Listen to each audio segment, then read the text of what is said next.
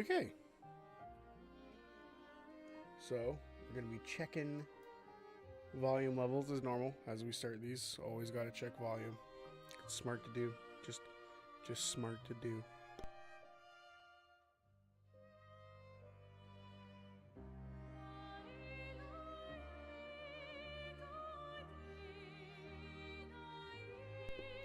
Alright, that sounds alright. So, just gotta make sure that's still working. Volume is higher than, or my mic volume is higher than the game volume. So that's good. Hello, Dream. Thanks for the content warnings and for the notice that it is my first playthrough of this game. I don't need to, but I'm gonna change it to live chat just in case.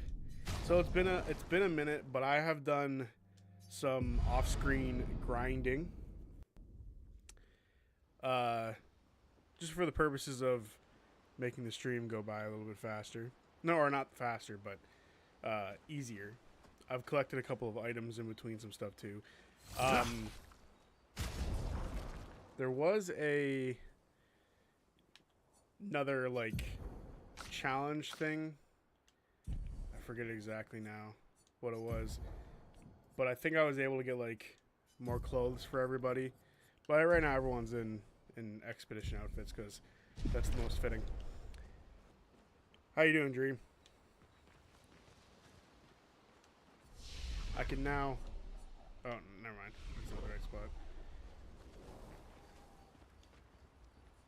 Should we talk to some people?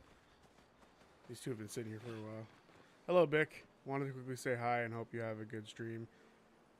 I am having a beach day, so I won't be around. See you next stream. I guess that's something we should mention right away. It's more than likely this is going to be the last stream of the year. Simply because, and hopefully you have a good day on the beach. You know, just because I think Wednesday is December 24th. So that's Christmas Eve, busy day and all that. So I figured that would be a lot. Ugh, this creep. I'm the fastest ball. It's very likely that this will be the last stream of the year. Swim. Which is why I wanted to make it up. Because I was like, oh, I need to have at least one more stream this year. You personally don't mind? Yeah, but it's more of like a... You know, I have stuff to do that day too. So, we will have streams, I hope, back in the middle of the week for January. I don't remember exactly how it plays out, but I hope we'll see. I'll make a post as to when I'll be able to come back to streaming, because the holidays are a pain in the ass, right? So that's all it is. It's just the holidays are always super busy, so it's very likely that this will be the last stream of the year. And if I can make it up somewhere, I might. I can't really think about where else I would be able to, because Wednesday's Christmas Eve, Thursday is Christmas, Friday a video comes out, and I believe that Saturday, Sunday, I might be able to make some videos. Oh, you meant you don't mind if I don't stream until 2026? That's fair.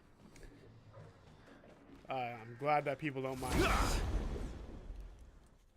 But yeah, it's just, I did some grinding in between the last stream and this one. I've moved around some weapons and some, what are they called? Pictos. I've been, just been moving stuff around, trying to figure out what works well. I've learned that Varsho does have some nice attacks here and there. For big damage on some of these guys. Nope, wrong one. I gotta remember which ones I'm looking at here before I do anything.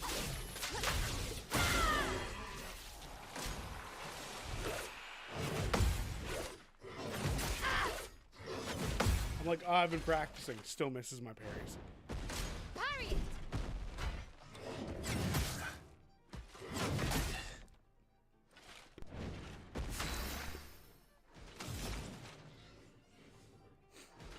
You've got a life and you've got responsibilities. Also, CR is having a break, so yeah. Believe me. CR having a break is rough.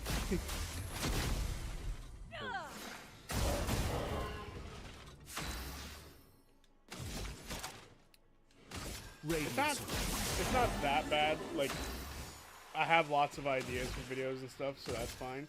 It's just having I have all these ideas for videos. It's just finding the time to make them all so I can just preemptively upload them, so that way I don't have to worry about it throughout the holidays. That's been the big problem of trying to figure stuff out. Like, after this stream, I still gotta go do Christmas shopping. That's how bad it's been. Storm is coming. Like, basically my day looks like this stream for until whenever we're done streaming it. And then I'll be going into town to try to find something. Let's carve a path. And then after that, I'm going to be editing a video for tomorrow. Let's spill some ink. And then on top of that, I'll probably make a video for Friday. That's what a part of my day is going to look like.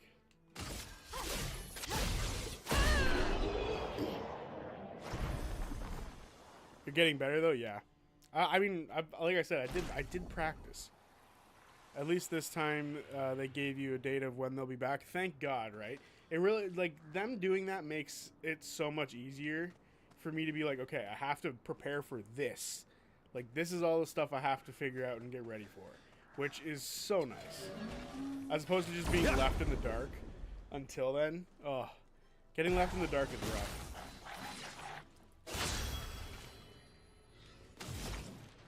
Not knowing has to be one of my biggest pet peeves in life, apparently. I didn't know this about myself, but apparently it is.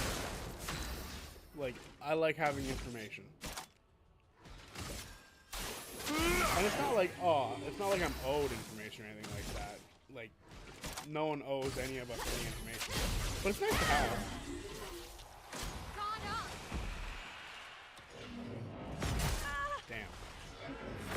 Damn. It sucks because these were the guys I was grinding against, and like last night I was parrying the absolute shit out of all of them, and now I can't even do it. Prepare to meet your end. Damn it. Let's carve a path. What video ideas are you thinking about doing? So tomorrow's video, I'm just gonna say tomorrow's video, it's not that big of a deal. Tomorrow's video is the best Critical Role moments of 2025. I've already got all of the clips collected, so that's not a big deal. It's just I have to do the voiceover and the editing. So, should be easy. Honestly, doing those videos are super easy. I'm still working on the most satisfying moments of Critical Role video. I have a couple other ideas of, like, talking about how Brennan's sort of been performance anxiety. Honestly, it's probably true. That's so real. And frankly, you know, it's funny that you say that. But anyway, I'll go back to that in a minute. But that really took me off guard. That sucks. I had a thought in my head, and now it's basically gone. What the fuck? But there's a bunch of videos in my head that I have ideas for. Like I said, tomorrow is I'm trying to get back to where I was in my head there. Tomorrow is the best moments of 2025 for Critical Role. Then there's the most satisfying moments that I'm working on. Are you doing a video on Brennan's bloodied rules? I technically already talked about it. I could make a follow-up video for it. I just don't see the need to. Like, I've already talked about it, and like, honestly, like, what Brennan confirmed for us about the bloody rules, we're like, there's an even bigger balance than I initially thought to it, which was, if you take the bloodied rules, right? The rules of you know, like, you use a couple of death saves here or there during combat while you're below half health, you won't be able to do the stabilized thing later on. So there is a choice in not doing the bloodied rules. Or unless you're Wick and you just get your ass beat every 10 seconds, like, you can still do it because you've been one-shot the entire time you're fighting, which is hilarious. Radiance of You know, it's just funny that Wick gets so destroyed every time he does anything.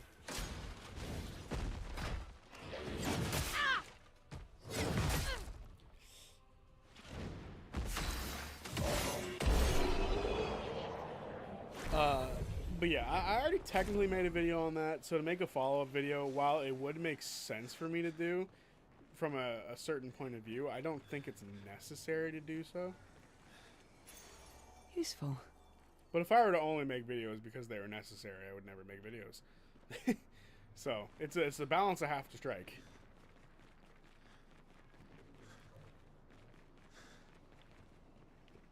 See, even with all my grinding, I never came up here. I was worried that this is where the story would progress, so I didn't bother. But it doesn't look like it. Yeah, we're good.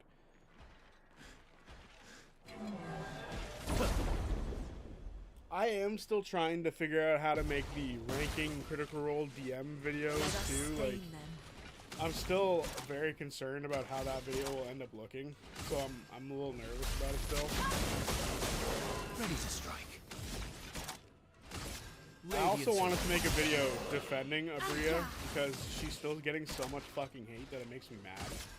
Like, but I don't want to do that necessarily. Not because I don't think it's worth doing, but because I just know that it's not going to change anyone's opinion. People are just so annoying about the whole situation that it's not going to change anything.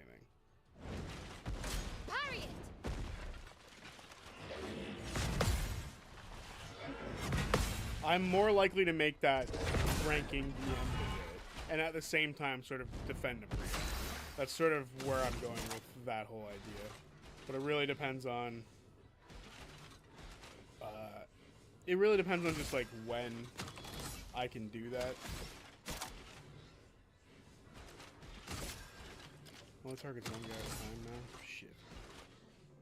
I have to fix that. I know you want to be fair to everyone. Well, I feel like my list is already probably known how I would shape it. Like, I feel like for the most part, people would be like, I'm pretty sure I know how this is going to go. But I want to be able to word it properly. So it's something that I'm still trying to figure out. That video might hit the cutting room floor, I don't know. It's hard to tell from day to day, like, what's going to happen with a video like that. I do have another video that I want to put out that I don't know how people are going to care about it or not. And it's about Liam having a backup character, because he talked about that in the fireside chat, which intrigues the ever-living shit out of me. Like, ooh, you have a backup character already? Like that. Wow. He told us mine, but either way. The whole thing with that is I'm just, you know, trying to find the time to be able to do everything in like a nice balance between it all. What's up here? Why are you gonna have a spot up there and not let me up there? You're blocked off, huh?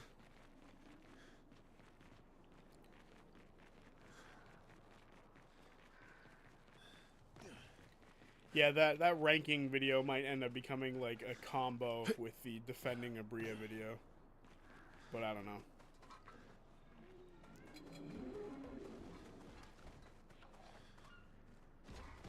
Oh shit, didn't even realize that guy was there.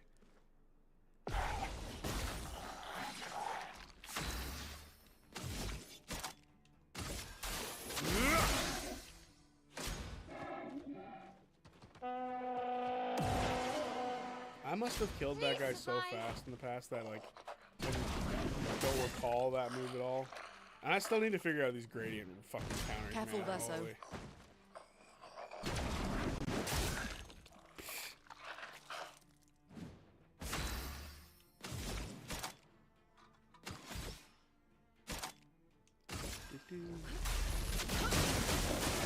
Let's carve a path. But keep in mind, right, I still need to make like 9 videos before they come back. So I have to do 9 separate things, right? That's the fun part about all of it, too. Trying to figure out like a nice balance between... Oh, they're not all dead?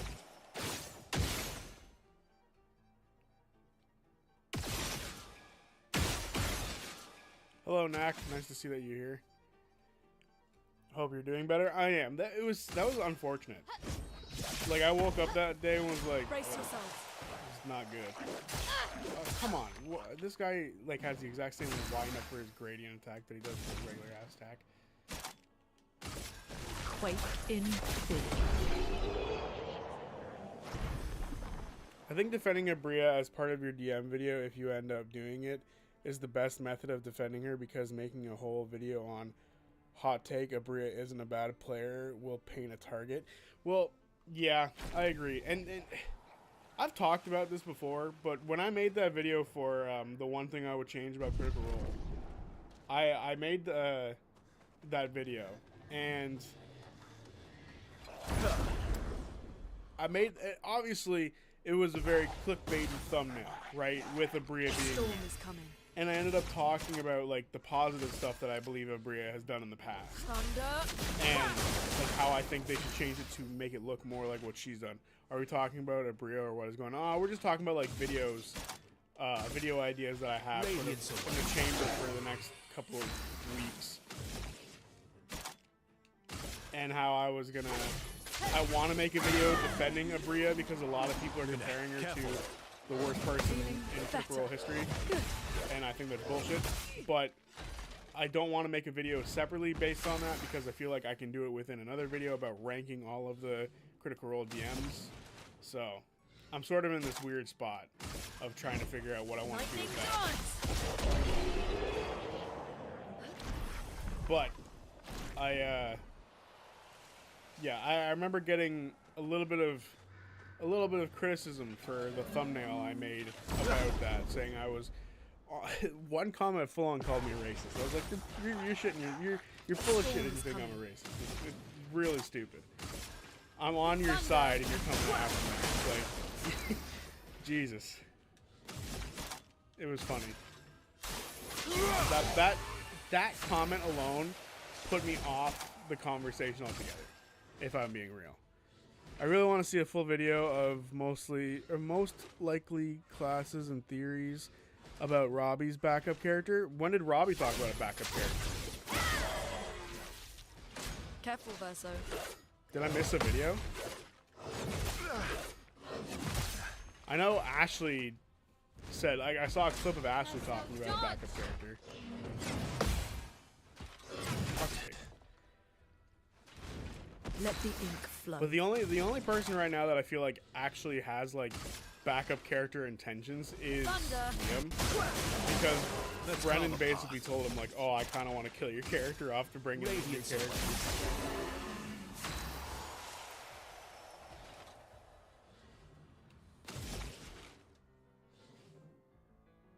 Oh, okay. Wrong person. Fair enough.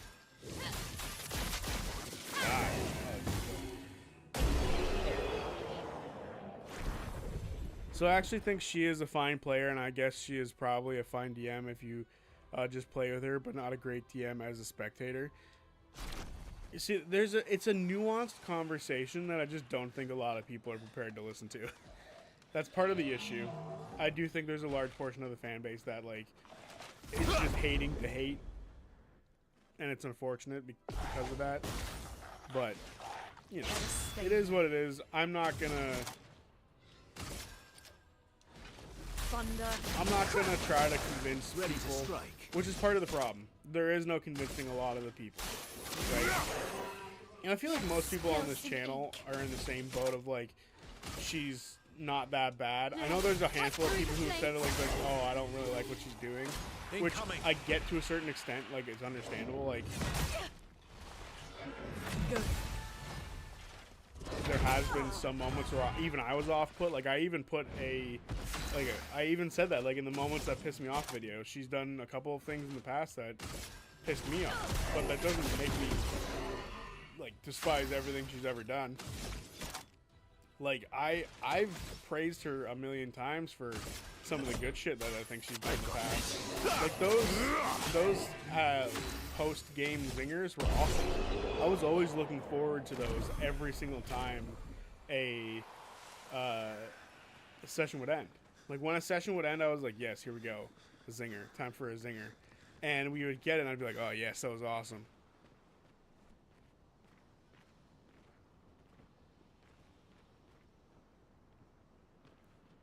I'm aware that nothing you had against Abria compares to anything OA did. Yeah.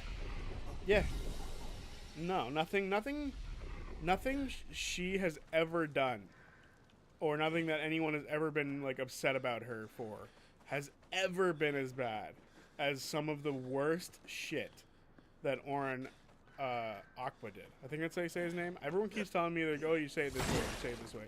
I don't care. I don't care how you say his name. I'm just going to leave it there. For me, the big thing is, like, I just feel like a lot of people give her an unfair shake, if that makes sense. Like, a lot of people are like, oh, she interrupts people a lot. I'm like, well, if you go back and look, every time she, quote, interrupted somebody, it was a moment where she thought she could add to the moment, and sometimes she does. Right? Like, not every time are you going to add to the moment perfectly, but a lot of the times you end up adding to a moment because you have relevant backstory with the character, or you have a history with the character, right? Or, like, you have something pertinent to say. So, I disagree with the idea that she's getting in the way. She's interrupting. I disagree with the idea that she's trying to, like, slot herself into a role where everyone has to listen to her. I just so heavily disagree with that. So, I mean, it is fine if you not like some part of something you like. Right, I don't disagree. If you don't like the way that she plays, because it is definitely different from other people. Yeah, if someone does not like Abria's performance, that's fine. Exactly. That's true. That's the other part of it, right? That is the art. That is the other part of it. There are a lot of people who just are super accusatory of, like, someone's criticism of something because of a certain, like, aspect of it. Like, I've seen the amount of people who just, like, who genuinely criticize her because there is stuff to criticize.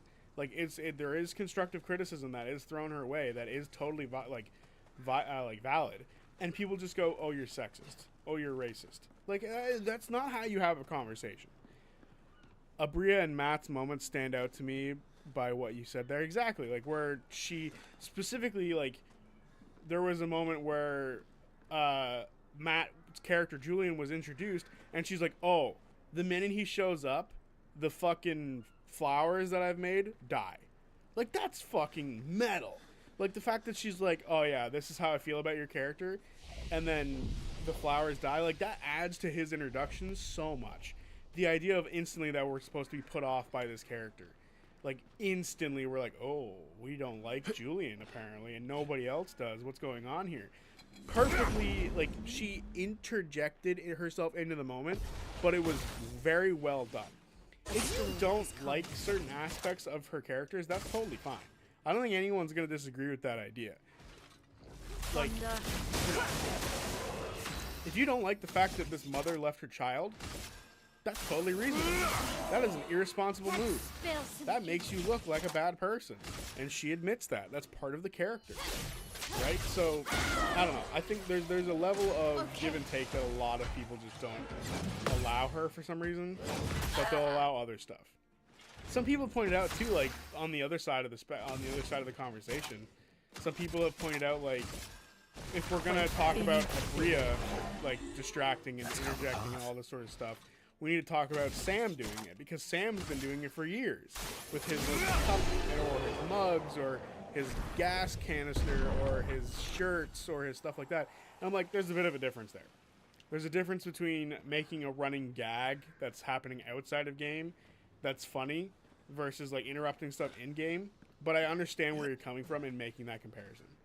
So there is a level of what people are saying are right about that there is definitely something being distracted upon there. What the fuck?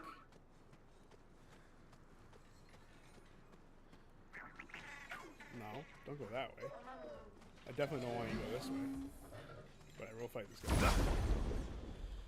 But yeah, I just think that it would be hard for me to try to figure out exactly how I want to word a video purely defending her. So for me, if I go to make that video, it'll have to be as a part of the ranking DMs video. So anyway.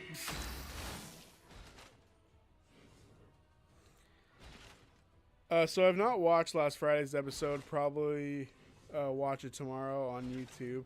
Does it look like the episode that we will get a new table next year? I think we're probably sticking with the soldiers for at least one more episode in the new year. At least one. I know a lot of people are theorizing that it'll be the last one. I get the feeling it's not, but we'll see. There's a chance that it is the last one. Schlong boys rejoiced during Jake Paul's knockout, am I right? Absolutely. How's it going, Brain? Yeah, no, that knockout was awesome. And now he's suing because there was a no knockout clause. So basically, Jake Paul confirmed that all of his fights were bullshit. Which is the greatest thing to ever read. Who the fuck? You fight somebody, there's always the chance you're gonna get knocked the fuck out. So you're like, I'm gonna have a fucking no knockout clause in my fights. So basically, I'm gonna make it so that no one's allowed to knock me out.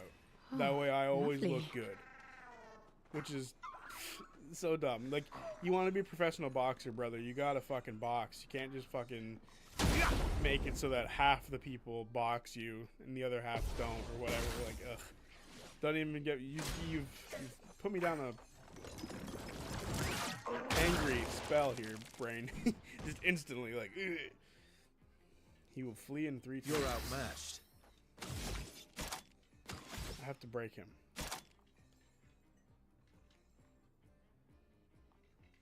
Can break. Breaks on his rank. I want to hit 5 times, right? Here we go. I feel like we can kill him. Killing him is an option. Thunder. Oh, Varsho gets to go again. Hell yeah. I show up to the stream and Zodiac Bandit immediately enters Barbarian Rage. Listen, okay, I despise any form of making combat sports looking like a joke. And that's what Jake Paul does every time he steps into a ring. He makes fighting look like a joke. And it makes me mad. I feel like I'm justified in being upset about that.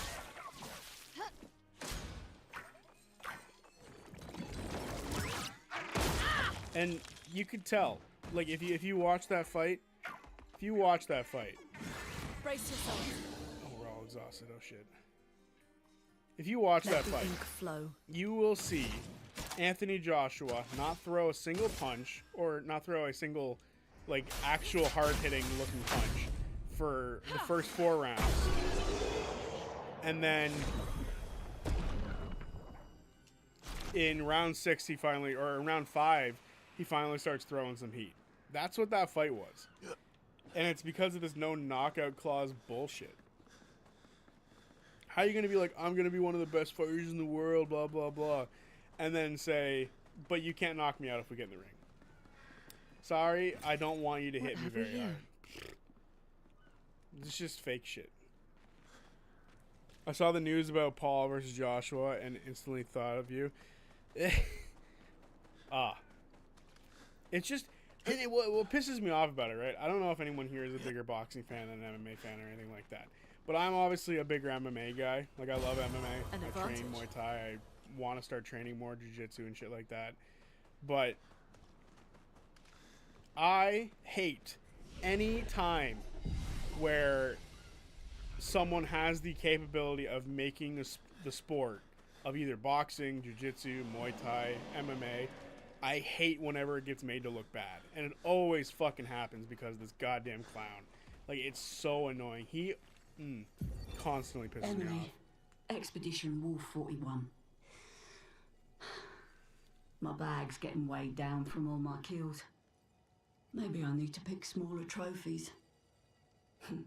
Estelle bagged 7 of those armoured nevs. So I've got to get at least 8 in this next batch if I'm going to beat her. Leah showed me how to double up my weapon pictos. Might not be stable, but the bang's going to be worth it. The paintbrus might be out of our reach, but her minions aren't. And if I die, I'm going to make sure I die big. Like Zodiac says, subtlety is not our game. We only live till 40. So let's go make some friends. We only live till 40. Jesus Christ. It is a fucked up world these people live in. I want to hear your thoughts on the game so far and any potential theories you have. I'm glad you're having fun. I love this game. I think it's great. As far as theories go, I think my theory sort of went out the window. I was like, oh yeah, I think that the old guy who killed us all at the beginning is actually like a futuristic version or a time-traveling version of Gustav. Like, that was my only theory, and now everything that I thought was thrown out the window. I do still think, though, the masked lady is still potentially Mayel from a different timeline or some shit like that. And I do think there might be like some sort of time loop situation happening, but I'm not too sure. I think the time loop might still be a possibility, and I think Mayel has something to do with it because she seems rather important to the old dude. So Thunder. I think I might be on to something with the time loop. Yeah, that's like playing a game on hard mode and you use cheat codes. Right, that's the Jake Paul in a nutshell. Jake Paul's like Hercule Satan from DBZ in real life. How dare you compare the champion of the world to Jake Paul? See, here's the thing. Hercule's actually a decent martial artist. He's just an idiot. I'm ready. How dare you compare the champ?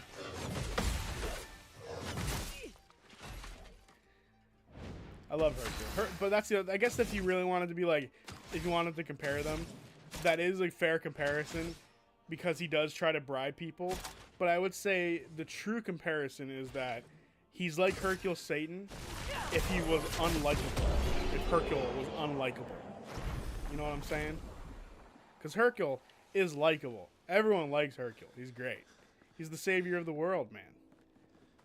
Literally told everyone to give Goku the power for the Spirit Bomb. And they listened to him. Why? Because he's the GOAT. And honestly, that's one of Team 4-Star's best abridged jokes. Where they get the crowd to yell, "Hail Satan," constantly. Every time he shows up, "Hail lovely. Satan! Hail Satan!" It's one of the best jokes they have in that show.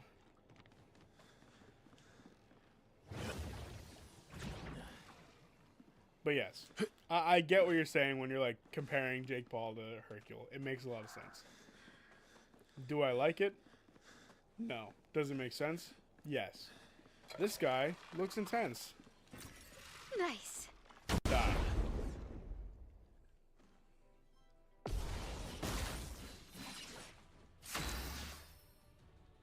Oh, right. These are guys that have a fucked up goddamn attack pattern that always fucks me up.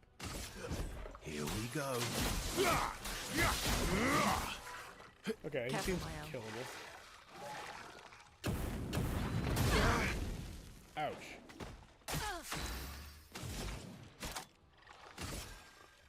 Thunder.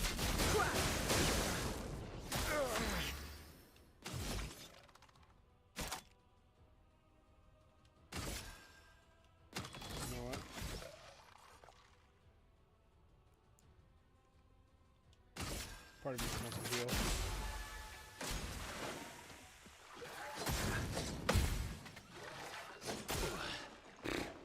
These guys, their timing fucks me up every time. Precise. Strike. Parry it. Ready to evade. Not impressed. Damn. Also, I respect Anthony Joshua for actually showing him what someone who's at their peak in the sport looks like. That's true. Anthony Joshua did a fucking fantastic job. Another part of it, right? I complained about like how he didn't really fight him until like the last round. That's an unfair thing for me to say because Jake was on his bike the whole time. Jake was running that entire time. Are you kidding me? Finesse and precision.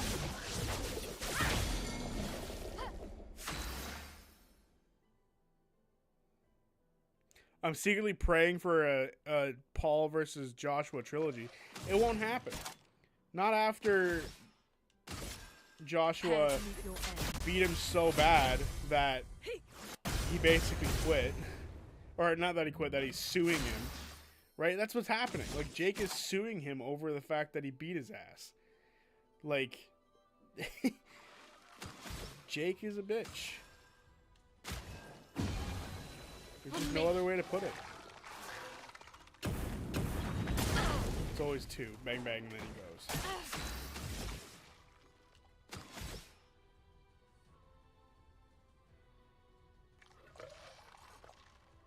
So I can watch Paul get knocked out twice. Ooh. So, bro, listen. If you need ideas for videos, then please do a timeline and a royal houses video, so I can finally understand which of the houses, which of those wars, and which war is which, and which of all of those families is which. Oh dear God. Oh man, that would be such a video. That'd be a video and a half for sure. A storm is coming. Ouch.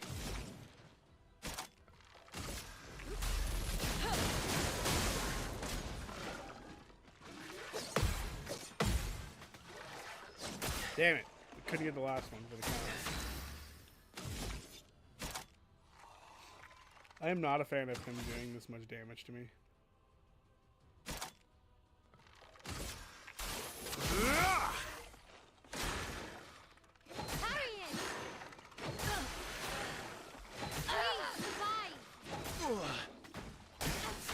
Oh.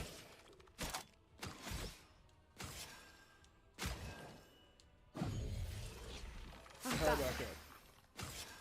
We need heals desperately. Keep going. Ready to parry. You dickhead.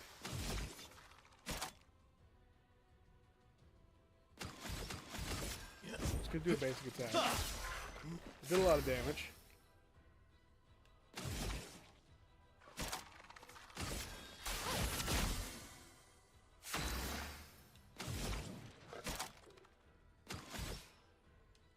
We're gonna heal again. Let's take the turn to heal up. Make sure everyone's still standing by the end of this. Bang, bang. Fuck.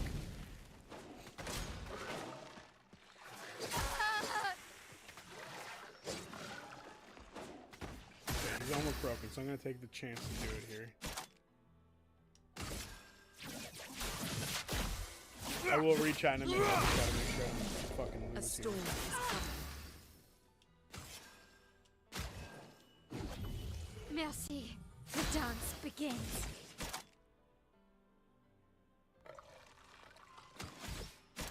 Damn it. He gets to go.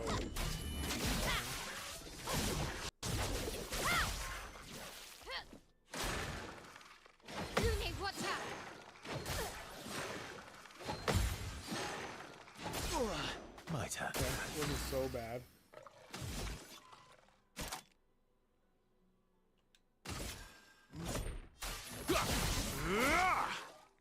Not looking good. Feeling better. Fuck. fucker gets to regain health again. That hurts my soul to see. Grace.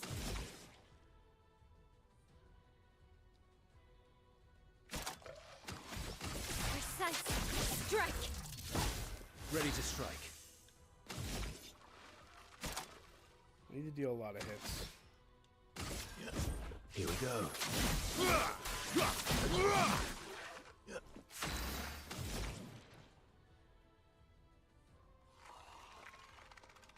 Prepare to meet your end. Please die. Didn't think it would kill me. Bring it on. Bang, bang. Fuck you.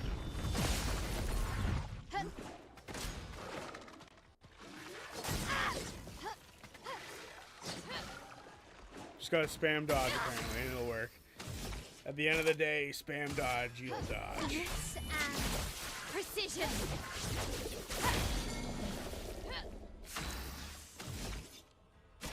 Fuck you and all of your goddamn nonsense.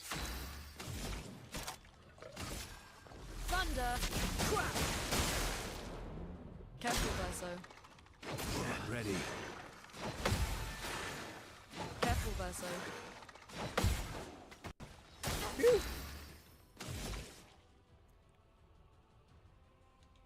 Their defenses are down. Prepare to meet your end. I think that's death. There you go. Thank God. Okay.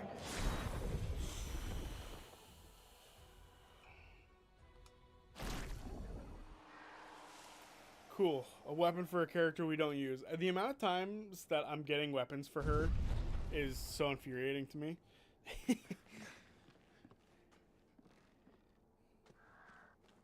Okay. It's been a minute since I read chat.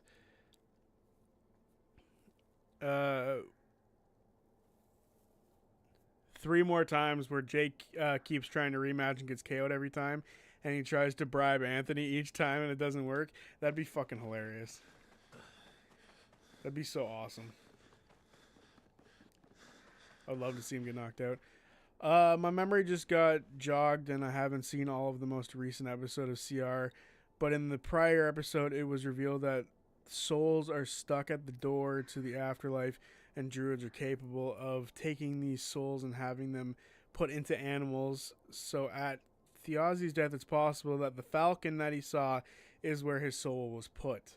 Interesting idea. That's for sure. That is nice. As far as like which war was which, I can try to do like a small summary right now. I don't know how well I'd be able to do. You may leave. I have no interest in speaking with you. Okay. I'll take the hint. Yikes. Who was it you said in the fireside chat had a backup character? Liam. Liam said he had a backup character. I still wonder who Wulfric is in real. Okay. I said this the other day because I don't think I have enough evidence for a theory on this yet. But I think Wulfric Looks like we passed the danger zone. is potentially sign of your also special someone who nerve was like a Hound of the King in the past. I guess we're lucky. But because his soul got trapped into a dog that wasn't near the other druids, it wasn't capable of like learning the what it needed to be able to like speak and stuff. It wasn't allowed to awaken, if you will, because that's what I feel like most of these are. I feel like most of them are awakened. So I feel like that's what's up with him. He's not awakened, and he might be able to be awakened at some point in the future, which would be really cool. So as far as each of the wars, right? 70 years ago was the Shaper's War, which was the war that killed off the gods, you know, to free the people of the gods. And in that war, it sounds like the Taconis and the Halovars were the only two that sided with the gods, because they were like the priestly houses. Expedition 57. I'll listen to that in a minute. So then, the priestly houses were those two. So those are the ones who sided in that war. Then it sounds like something like 40-something years later was the I don't know the exact timeline, but some 40-something years later, because it was only like 30 years ago in the main timeline-ish, the War of Axe and Vine happened, which was Timony getting its, like, own independency and becoming its own country, which was Augustus, or Gus, as people call him if they fought alongside him, freed Timony of whoever was in charge. I forget the exact name of that group, but it became its own country.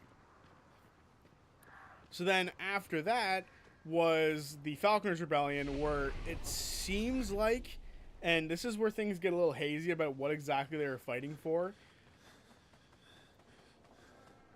Thjazi was also in the War of Axe and Vine. That's where he actually like gained a lot of his notoriety, was the War of Axe and Vine, which is like where he like met. I don't know if it was where he met like a Divinos family member, which he like saved a Divinos family member, and then like because of that he was introduced to Aranessa Royce. So that's where that whole thing happened. Crossing the damn sea was hard, but oof, didn't expect to find a war zone brimming with Nervons. Trade. We can fight him. Great. So now who exactly fought on which side for the War of Axe and Vine is uncertain. I don't think they've explicitly said who's on which side yet.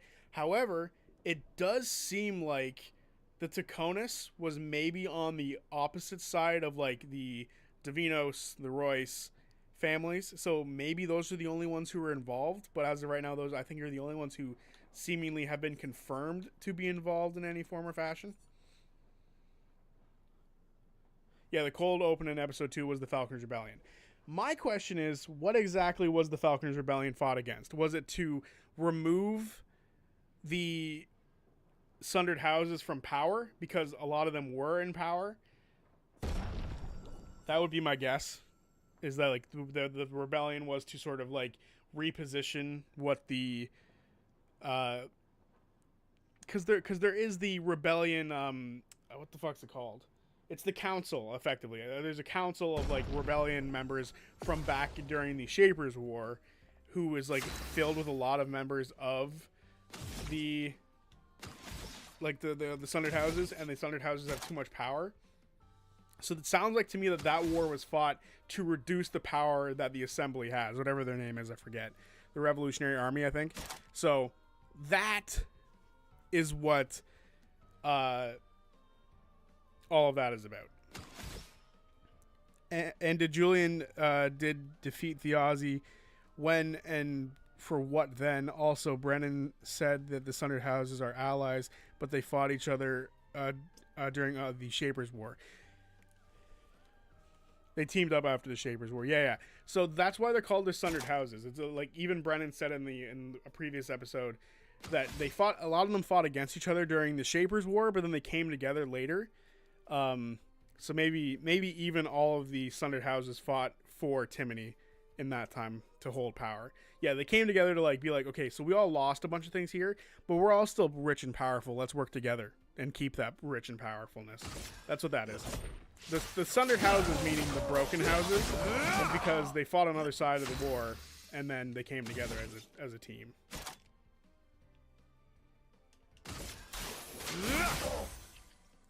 Bring it on. Oh god, he's huge. Don't hit me.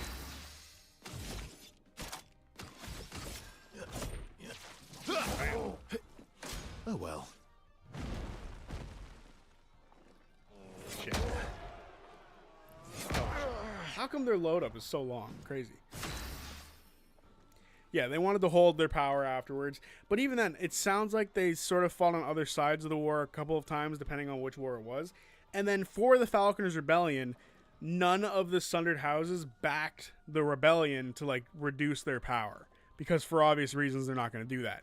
The Royce family and the Divinos family were close to doing it, but they didn't, and it sounds like the Loy family was reduced in power by the time that happened, so they couldn't help either. So it was a bunch of people rebelling against the Sundered Houses, and then they lost.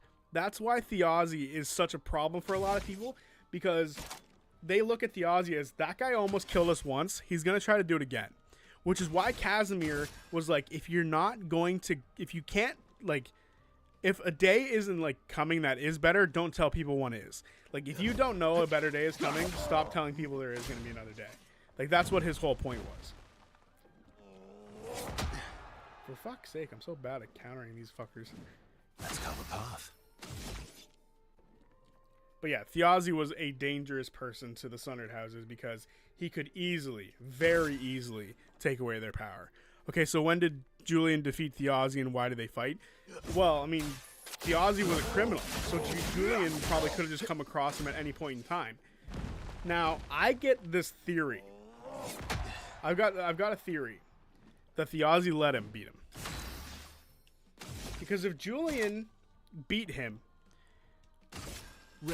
that would imply that Thjazi, this legendary figure who's fought in multiple wars, who has done a lot of things, is as strong as the rest of the party. And I don't agree with that notion. I think he let him win so that he could become some sort of martyr for the families. Do I think he was going to be, like, his plan was to escape the execution, obviously. So that wasn't what his plan was. That plan went out the window. But he was going to make Julian some sort of, like, martyr in some form or fashion so that his family could start growing in power, maybe. Which is also why it's concerning the Sundered Houses are moving into everyone's turf in Dol Makyar. Exactly. Because now, without Thjazi there, a person who was able to light all the fires, there's no one to light the fires of defense. It's kind of GG. They can start moving. Thjazi was secretly this massive defense system for the city that no one realized until he was fucking dead. Or maybe people do realize, or did realize, that they just couldn't stop him. Which is kind of what the most part of this story is.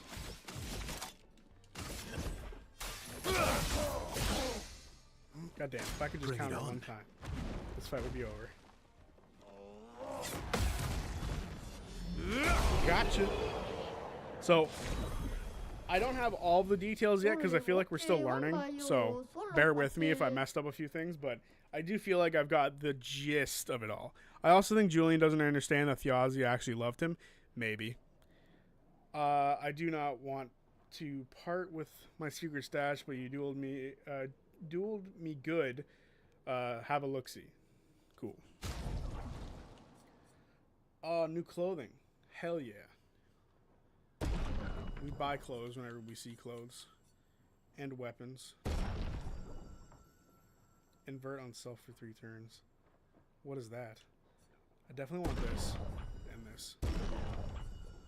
Come back for everything else later. But yeah, I think Julian was allowed to win by Thjazi. Platonically. Well, I'm not saying I'm not talking about BL here. I'm simply talking about fucking, you know, like the fact that he saw something in Julian for sure. Because there is something in Julian. Julian is secretly going to become, in my opinion, Julian has been set up on this story to become like a true savior to the realms. Right? And I'm so excited for that idea. Because Julian is one of my favorite characters. So when that happens, I'm going to be so hyped. So Thjazi married the Royce girl, but then fought her family or something? Yeah. He married Aranessa Royce, and then he didn't fight the family, but during the Falconers' Rebellion, which he started, the Royce family didn't back him. The Royce family didn't back him, and the Davignos family didn't back him, even after everything he had done for them. He had saved the uncle's, he saved Julian's father's uncle, or brother, or whatever, and they didn't back him regardless. So, the Falconers' Rebellion was about reducing the power, seemingly about reducing the power of the Sundered Houses, and the other Sundered Houses didn't back that idea. We're almost there. Holding up. Everywhere we go, just death. Death and more death. Everywhere we go, just death. I don't want to see that anymore. Look, my I Elliot. thought you would understand. You said you spent your immortality burying the people around you. Doesn't any of this bother you? And you. Gustav's dead. How can you keep going like nothing happened?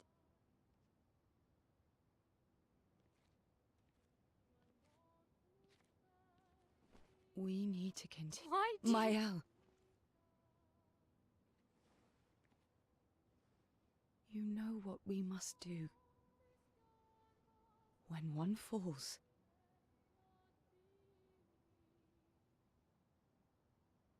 come on.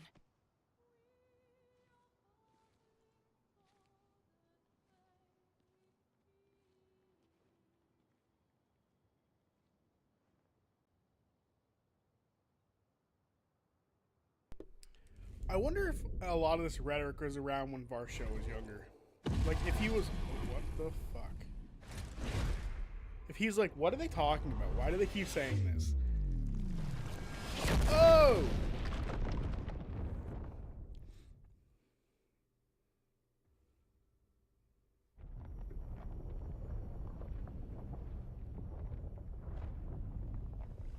This doesn't look good.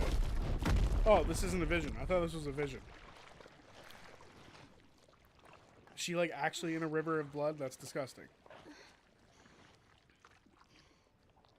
Someone hug Mael? Exactly. She needs a hug. How many times is this teenager gonna be covered in blood? Like, ugh.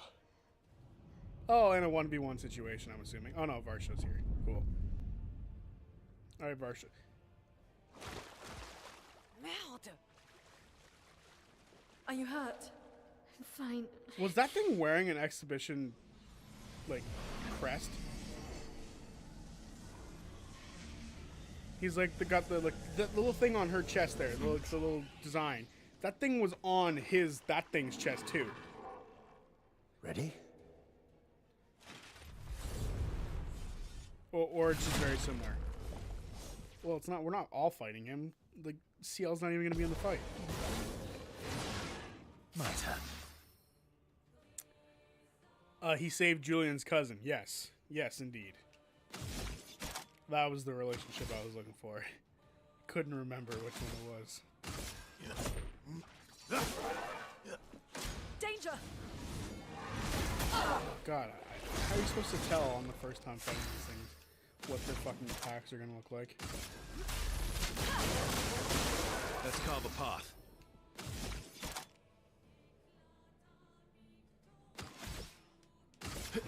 Here we go.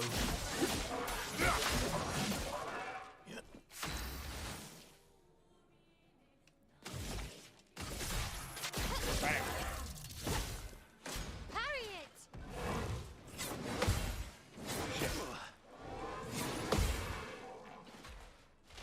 Let the ink flow. For like half a second, I thought another attack was coming my way. I was like, oh goody, he gets a fourth attack. Let's carve a path.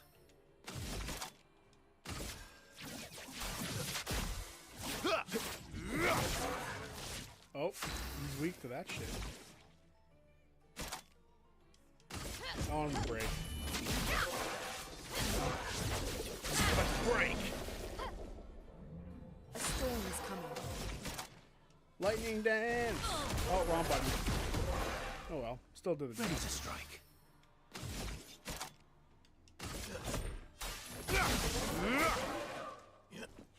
They're so done.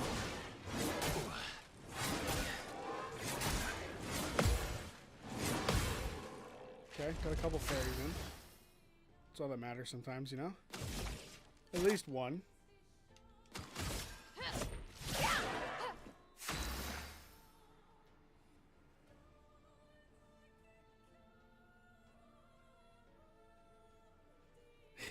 ZB, don't let this guy spank you with his sword. Yeah, he looks like he would do that, wouldn't he?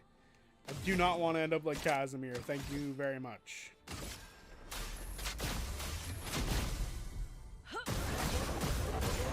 Damn.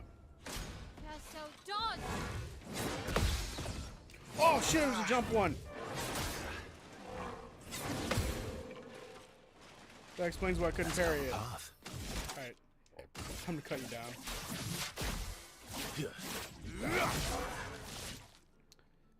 Oh good. Another fucking halfway point to fight. Terrifying.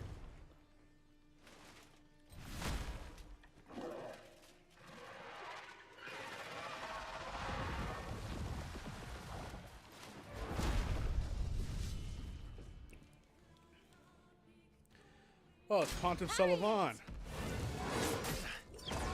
Fuck, that was another jump one. That's another jump one. Alright, he's spanking me with swords. I don't like it. I literally, he's not, the buttons aren't working. Yeah. I wonder if anyone understood what I meant when I'm like, oh, it's Pontiff Sullivan. A storm is coming.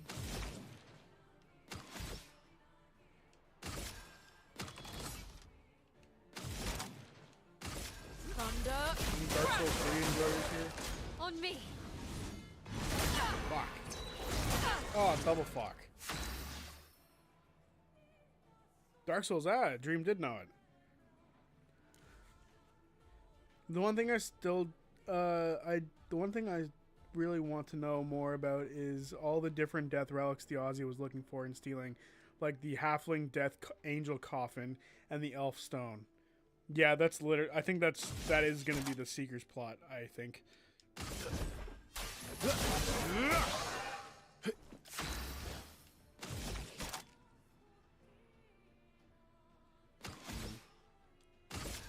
Their defenses are down. A storm is coming.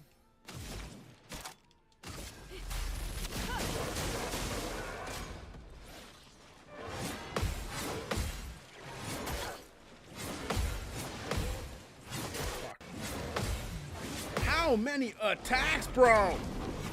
And a gradient one.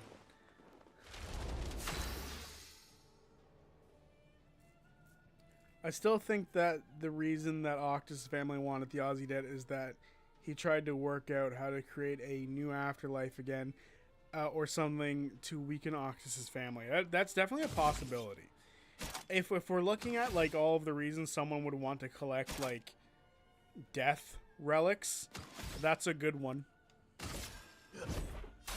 I've got this. To try to create some sort of new afterlife for people. Let the ink flow. Not a bad move, especially if it weakens a couple enemies that you've got. Damn, I barely got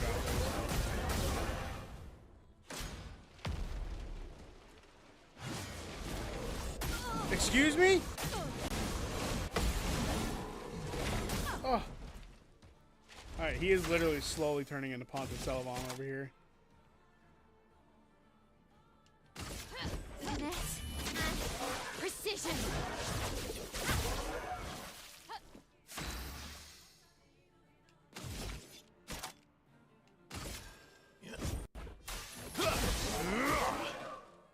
I need you to Careful, die. my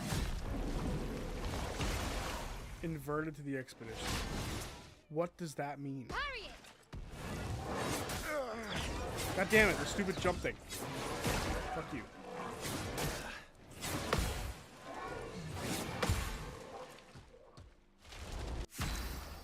Inverted is a status effect that prevents the character from being healed. If the character is healed while inverted, they take damage instead. Let us stay. Crazy.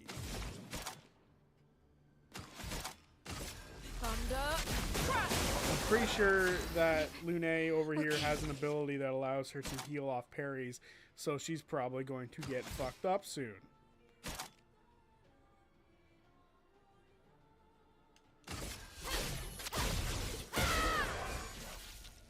Get ready. Damn it. Let us stain them.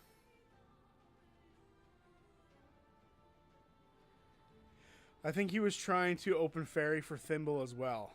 That's a possibility. There's definitely a... I was literally just about to start healing. That would have been so bad. Prepare to meet your end.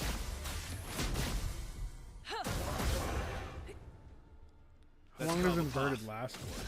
This dickhead. Break. Oh, is there a round 3 with this asshole? Or it's just a really cool cutscene that's gonna show off your stuff.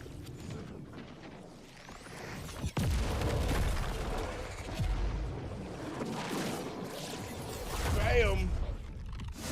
It's hard to tell what's happening here. Oh my god. Can I use the sword forever now? Okay, that was badass. That was sick. Base attack has extra hit. That's added to the rotation to pick those right there. He's wearing expedition clothing. Well, turns out this Nevron wasn't that strong, but you did well. You learn fast.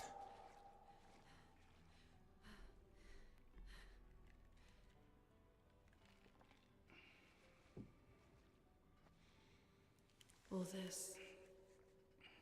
this is what we're fighting for.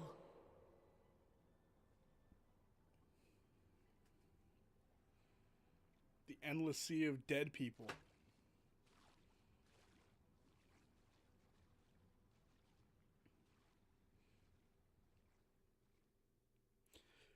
I was very concerned that someone was going to start moving. Just someone in the corner just starts. Dualizo.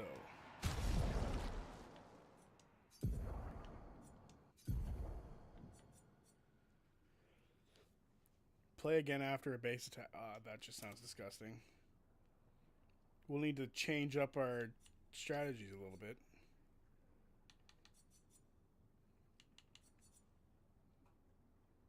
Or maybe not.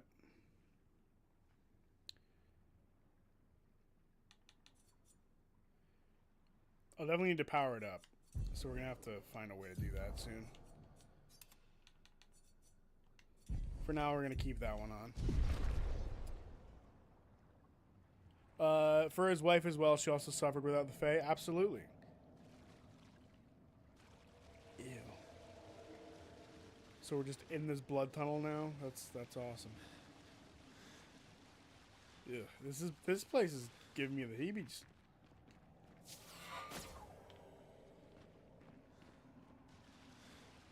It's giving me the heebies so much, I still need to look around.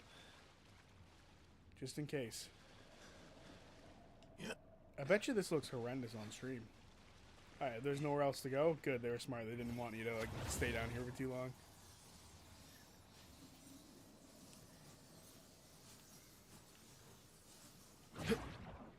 Bam. My question is though, right? Because if you think about it, right, if the War of Axe and Vine was like 30 something years ago, and then Thiazi was like in his 20s already back then. So how old is he? Was he like pushing 50 plus? Right? I mean, you'd have to be, right? He would quite literally have to be pushing his mid-50s. And how old does that make Hal? Is Hal also in his 50s? Which I have no issue with that. I'm just curious about that sort of stuff. Do you think he was actively trying to stop the Dakonis Graveyard Army, though? Absolutely.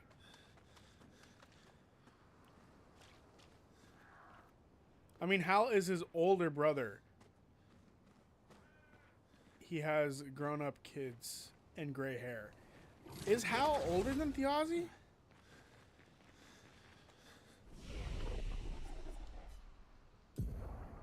I didn't realize that was the case.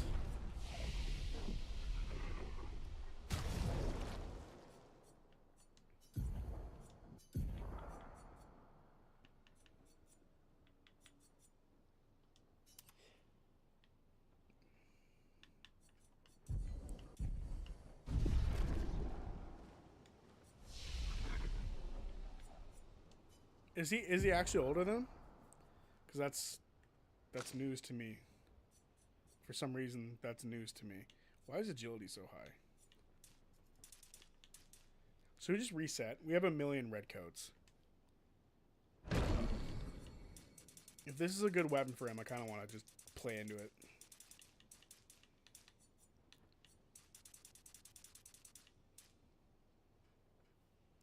I think those of us who have played the game before have one question to ask you, ZB. What's that? I think so. They grew up separate from each other, and I think he said that Thiazi was younger, but I'm not sure. Ooh, that's interesting. That definitely changes the dynamic then, because I always looked at it as like Thiazi was just protecting his younger brother. Like that was the idea that I sort of took from all of that. Why do you hate Esquier? Because he creeps me the fuck out. He's so cute and cuddly and squishy and lovely. All he wants to do is have fun with you, and does that not sound sus? He just wants to have fun with you, bro. Just let him have fun, P. Diddy. No, I'm kidding. It just sounds weird to me. It's just I don't like him. I don't know what else to say. I think he's creepy. I actually had a moment the other day, because I was playing this the other day, right? Like leveling up and grinding. And there was a moment where I like was running around as him, and I remembered like, oh, what was the reason I disliked this character? SKA Diddler from the Slong crew. Jesus Christ. But I remembered a childhood memory briefly that made me go, ugh. And it was because of SKA. I forget what the memory was now, but it just makes me go, ugh, every time. I forget if it was like something related to Inuyasha, and there's like a character who's very similar to that in Inuyasha, or it's anime related. I know I said Spirited Away a couple of streams ago, but he's not quite the thing from Spirited Away, and Spirited Away wasn't something I watched in my childhood. Spirited Away was something I only watched recently in my life, when I discovered other Studio Ghibli movies. So I was like gonna watch a bunch of them, and then for the most part I didn't like them. Inuyasha was my obsession in 2002. My mom got so mad at my brother and I watching Inuyasha because he goes, "Damn you," like every 5 seconds. So she's like, "This is banned in this house." And I was so upset. Expedition 57, Carla. These siege engines seemed much more powerful in Lumiere. But on this battlefield, next to all these broken bodies, staring at the true size of the monolith, I feel despair. I dare not show my true feelings. As commander, I cannot yield to fear, but I can't help but wonder, is pressing forward the correct course of action? Our lives are forfeit anyway, but is there perhaps a better way to spend such precious coin? Dream, you've nailed it. You saying that was it. That's my aha moment right there that you just hit me with. That's definitely it. The face stealer. Ugh. That was the character in the swamp, right? She's in the swamp, and then there's also that owl in the library. The owl in the library also gives me the heebie-jeebies. Yeah.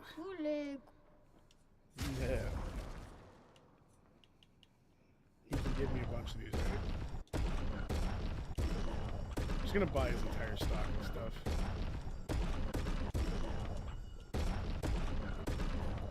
I hate that it's not letting me buy a bunch at once. Yeah, the face stealer, absolutely. Yeah, you've hit me with a level of, oh right, that was it. Yeah, that's basically it to me. Like the idea of these otherworldly entities, I guess, creep me out. These otherworldly beings with no explanation in the world, I guess is the way to put it. I'm sure there might be a reason SKA exists. I'm going to camp so I can level up my weapons, by the way, if anyone's curious. But yeah, just that whole idea is creepy. I don't like SKA. He fits in that bubble. He reminds me of certain things from my childhood I was not a fan of. My obsession in 2002 was Lord of the Rings, the first books. The first books I ever read by myself for the fun of it, and not because I had to for school. So I e-read. I don't read, so I e-read a lot. And the first book I ever e-read or listened to, I guess is the way to put it. I don't really read. I have to listen while I drive. It's the best way for me to do it. If I'm driving while I do something, or if I'm driving or while I'm doing something, you put the book on. That's the way to do it, in my opinion. So for me, The Hobbit was the first one I did that for. And when it got to, because I had seen the Hobbit movies, and I love the Hobbit movies, and I love the Lord of the Rings movies. So for me, my absolute disappointment in the fact that, oh no, I can't level it up again? Shit.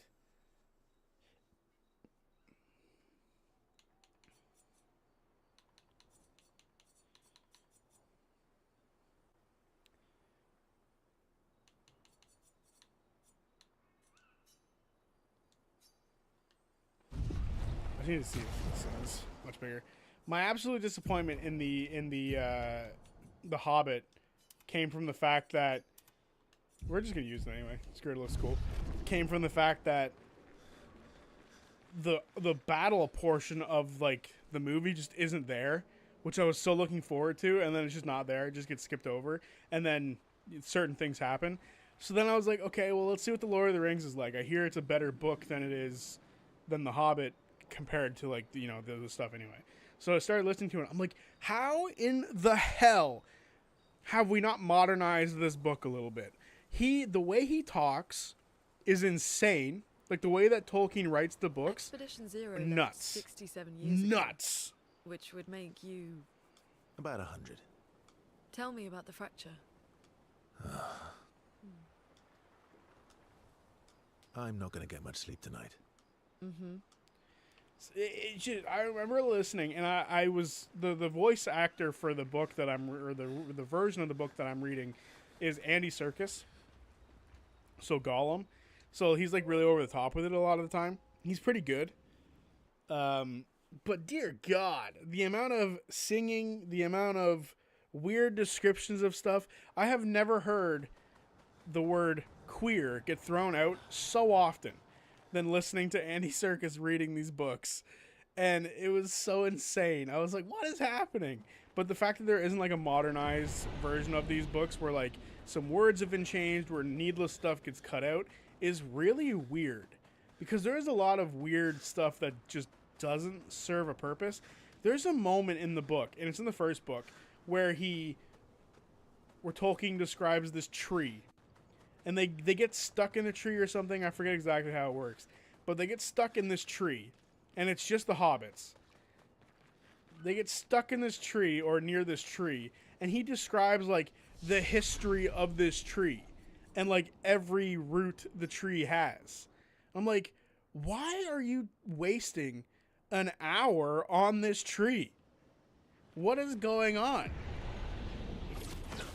And then there was a video that came out recently. I don't know how recent it is, but it's like a bunch of boardroom guys. It's an animation. It's like a bunch of boardroom guys talking to Tolkien. Like, hey, so The Hobbit did really well as a book. What do you got for the next one? He's like, well, I was thinking about this story about people taking this ring to a volcano and destroying it. But for the first like 3/4 of the book, I just want everyone to walk. They're walking here, they're walking there, they're walking here, they're walking there. Walk, walk, walk. And then eventually they come across the guy, and then they walk some more. I'm like, dear God, that is what the first half of the book is like. It was crazy. It was a really funny video. I might have to find it again. It's a Tom Cardy song. It's probably the same. I don't know exactly who that is, but I'm sure you're right. But it was funny. I was like, damn, that's so true. Doesn't mean I don't like them, by the way. I think they're fantastic books. I still have to finish the first one. I still have to finish The Fellowship. But I sort of picked up The Witcher before I finished it, or before I finished The Fellowship of the Ring. And The Witcher has engrossed me so much more than the Lord of the Rings ever did. So I'm like kind of stuck on The Witcher right now. I love The Witcher. The Witcher books are so good. If you haven't read The Witcher or listened to The Witcher, I suggest it. They're fantastic books. Is this the place? Yeah. We can bury your friend under this tree, if that's okay with you.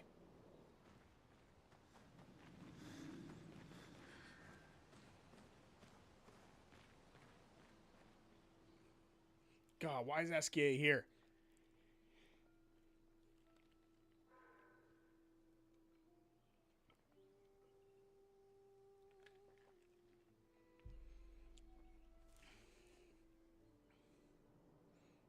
Of course, there's more sex and violence in the Witcher books.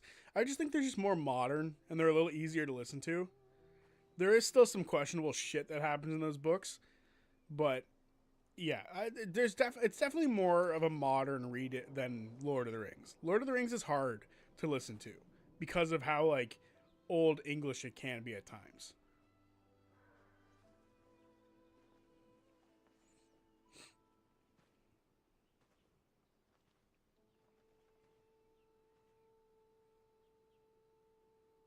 Couldn't wait for me, could you?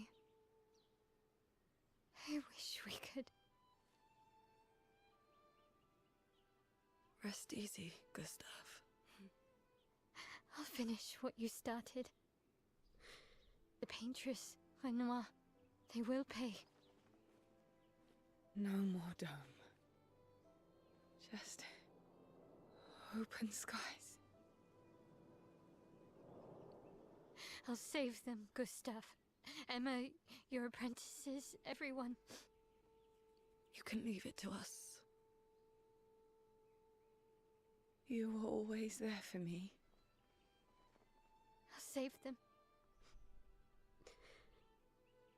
Say hi to Soph for me, yeah? We could never tell if you were my brother or my father. But to me, you were both. The best brother and father I've ever had. When one falls, we continue. Thanks for being my family.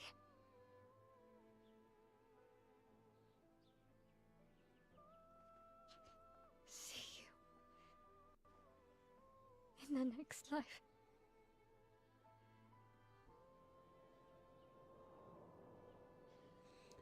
You know, it's interesting, right? Like when you load up Expedition 33 and there's like the image of the 4 characters on there, or the 5 characters on there.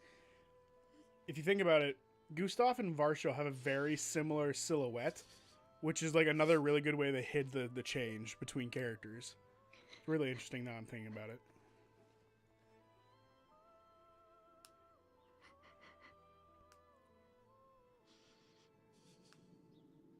Yeah, so that's actually funny.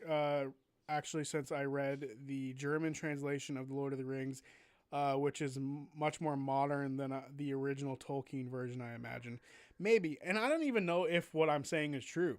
Maybe the one that I am listening to is heavily, like, modernized. And I just don't know that part, right? I miss Gustav. He's a cool character. But if I were to say I missed him, I would be lying.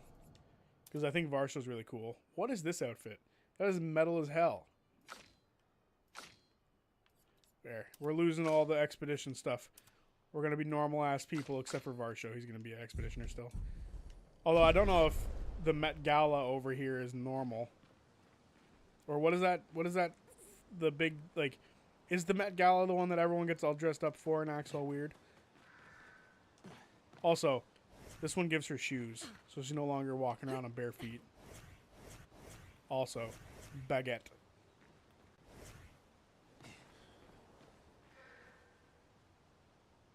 Did you see any of the speeches of this game at the Game Awards? No, I did not. I heard someone say that they didn't know how to make a video game until recently. They learned on YouTube. That was the only thing I saw. Although, I did see that some people are like, saying that this game lost its Indie Game of the Award, or Indie Game Awards Game of the Year award, because it used AI during the development of the game or something for like asset holding. So you know this wall, like an asset was held by AI for this wall, which is fucking stupid. Like who cares if like that sort of thing makes building something easier. I don't see it as an issue.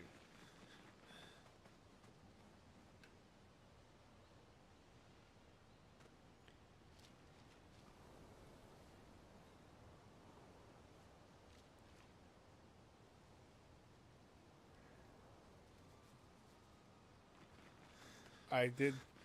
I said that in your comments. Whether this game won Game of the Year. Did I just go in a circle? Oh my god, I'm stupid. You know this game won Indie Game of the Year? Yeah, but there's another award show called the Indie Game of the Game Awards or something, and it was gonna get the Indie Game of the Award or Game of the Year award from them, but then because of the whole generative AI thing, it got sort of messed up. Yeah, the way the internet warriors freaked out on Sandfall and Larian was insane and laughable. Generative AI is the only thing that I would have a problem with them using. They used generative AI for asset holding, and now it's not even in the game, which is dumb. So like people complaining about it now is really stupid. If it's there for like a time lapse or like to be there to hold an asset and then it's gone by the time the game's released, there's no point in complaining about it, in my opinion. I guess there's nothing else around here. But the game was nominated for 12 awards and won 9, broke the record for the most wins at the Game Awards. They said they don't know how to make a game until they learned by using YouTube. But the craziest thing is they dropped a huge DLC patch mid-award acceptance speech for free. Crazy. That is wild. Ew.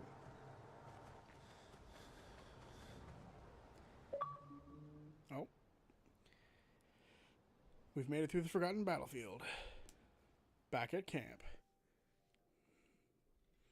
They added a bunch of cosmetics there. There's a big lake. We chick shouldn't outfit? go there at all. Like we should make a right, and then it's going to take a few hours, and then we make a stop.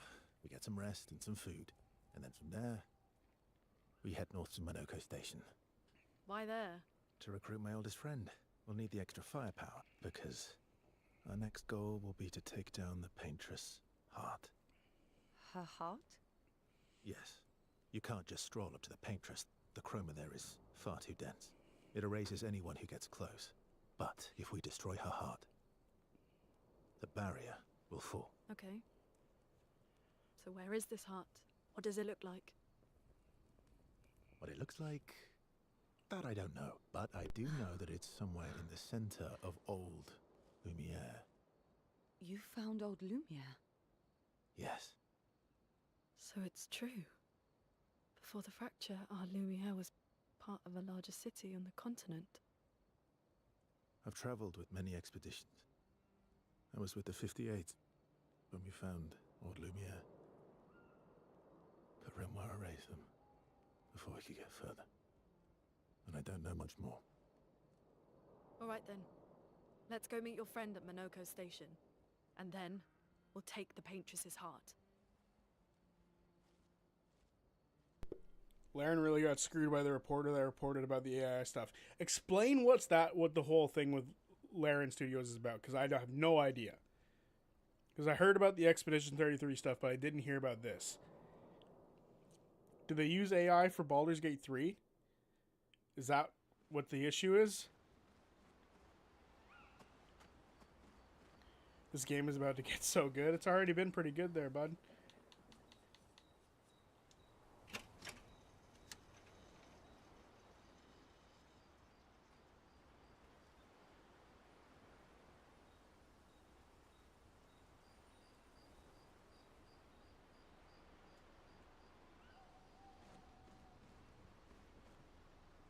Nothing's playing. Do I just have the music turned all the way off?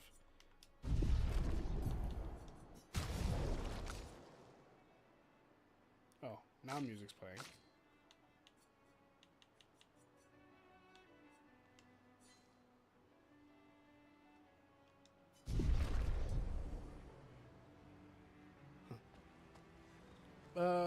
When they released the transcript to talk, it showed how misinterpreted the answers, or their answers were. Oh, apparently Laren heavily uses AI in its game development. No, they will use AI for their next game as a placeholder to make PowerPoints and as inspiration for the artists and to test stuff that is all will be human made. Okay. So it's sort of in this weird period of like 50-50. How come Monoko lives so far from the other Jestrels? Monoko's a searcher. They travel the land looking for Jestrels who went missing after the fracture. The lost Jestrels. Yeah. That and he, pissed off Golgra. Basically using to make shit, and the algorithm basically stealing people's ideas and blending them without credit or permission. I have an issue with using it for PowerPoint and to store an asset is fine. I don't think they're using it the way people think they're using it. Every game company is using AI. And the thing is, as long as it's not generative AI where they throw that into the final game, I have, honestly, this is going to sound weird.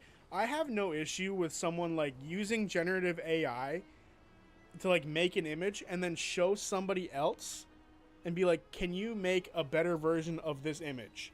Because I know there are people who are really bad at being able to describe things. So to be able to, like, tell an artist, hey, make this, but better and in your own style, I don't see an issue with that. I know some people might, but I don't. Your oldest friend is a gestural. Yes. We've been friends for as long as I can remember. Gustav would have loved that. Why? Because he liked gestrels? Because he liked the idea of friendships that could last decades. We don't get to enjoy such long friendships in Lumiere. Do you want to spend time with Lune? Sure. Lune intercepts Varsho as he walks by the fire. Why are you allying yourself with us? Not a lot of options out here, in case you hadn't noticed. What about the previous expeditioners? Did you help them too? Yet they still failed. That's a terrible way to ask questions. Do you always interrogate people like this? Given the circumstances, I think we can skip the pleasantries, no? Alliances are usually give and take, as are conversations. Trust goes both ways, no? Alright then. As a gesture of good faith, I'll show you how to use Lumina. No need. I got it. Well, aren't you a quick study? But I appreciate the gesture. Thank you. Mm-hmm. Trust works both ways.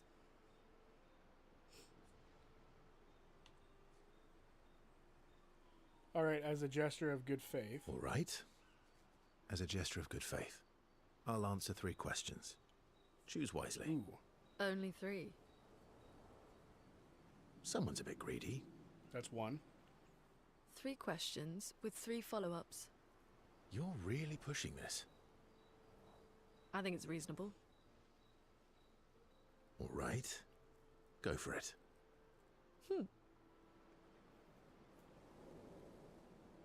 Lune spends some time bombarding Varsho with questions. Varsho remains evasive, which pisses Lune off, but also triggers her. Oh fuck! Why is it all going so fast? Lune is reluctantly intrigued, as is Varsho. What'd I miss?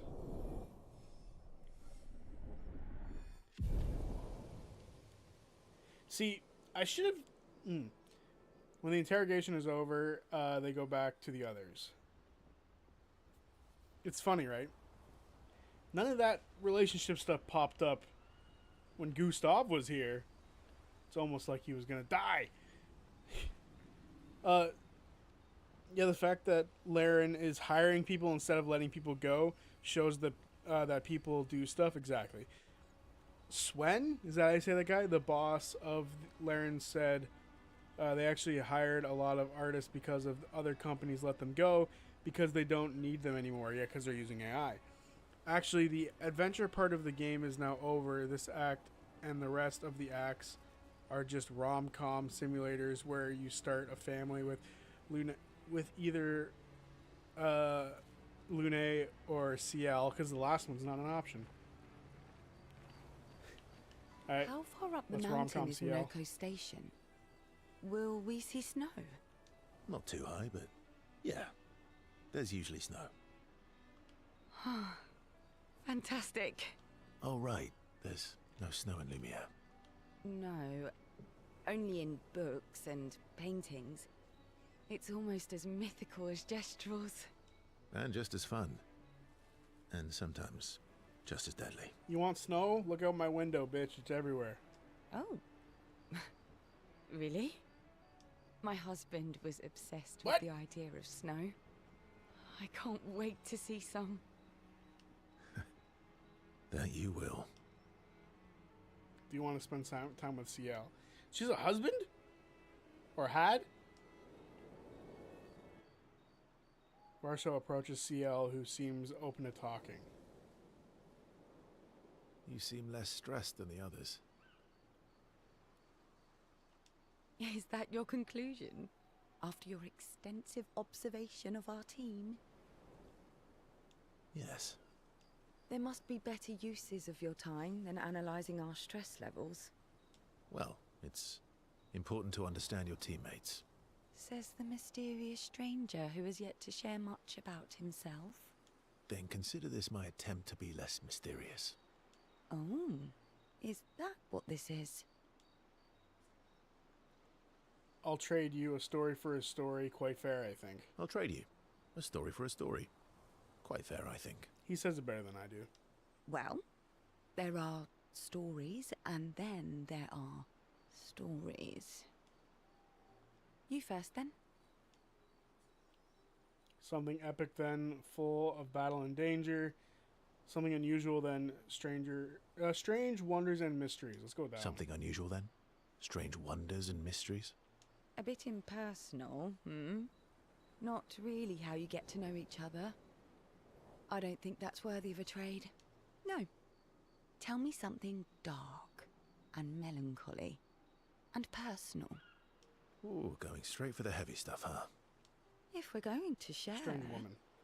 let's share.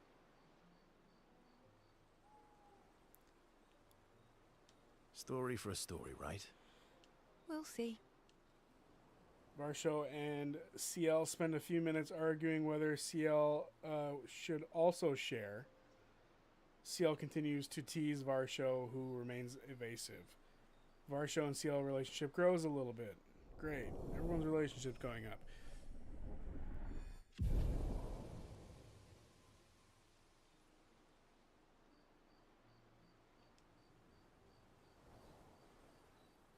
They head back to the others.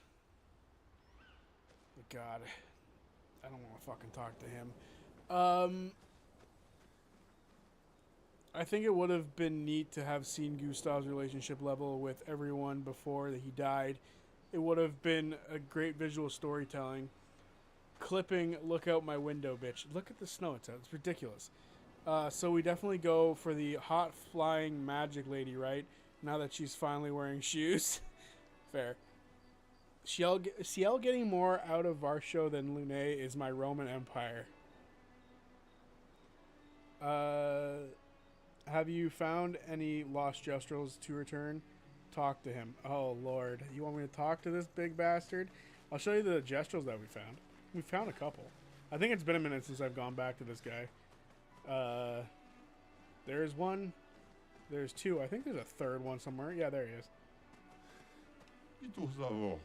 You found some of my kids. Which reward should I give you? God. 3 of 9. 7 of 9.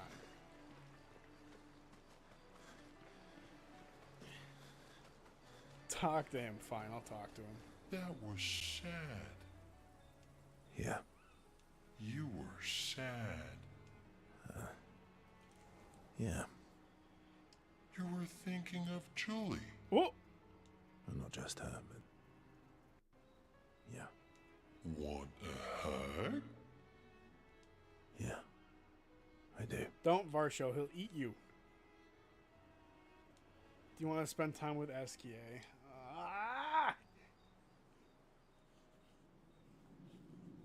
What kind of parent loses 9 kids?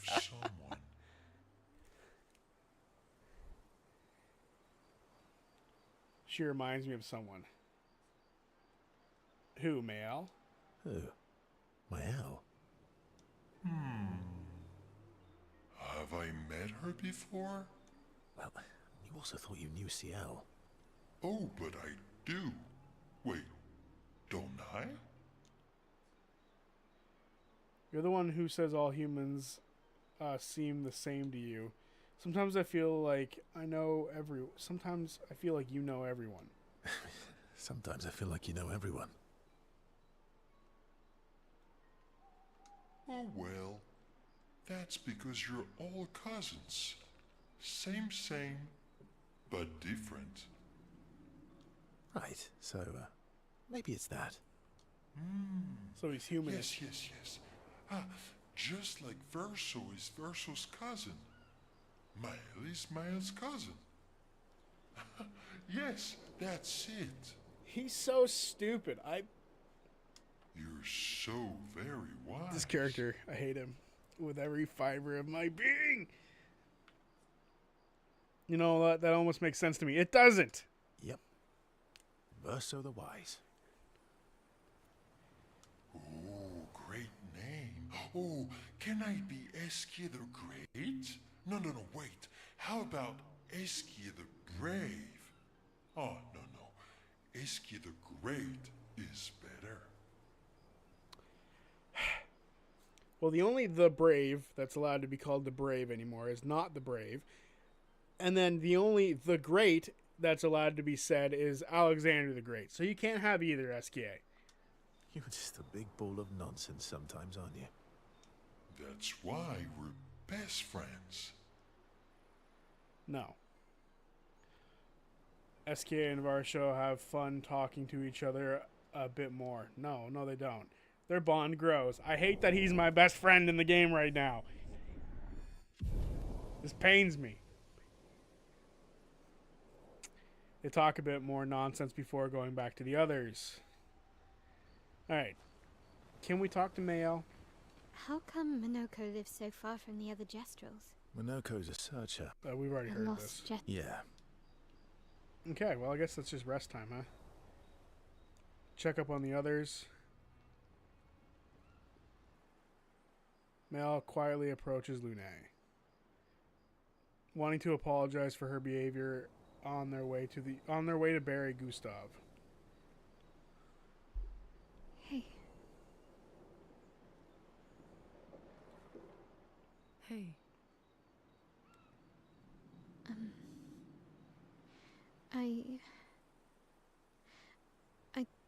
I didn't mean...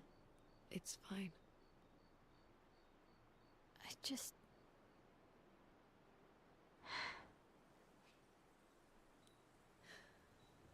I miss him too. It's hard. The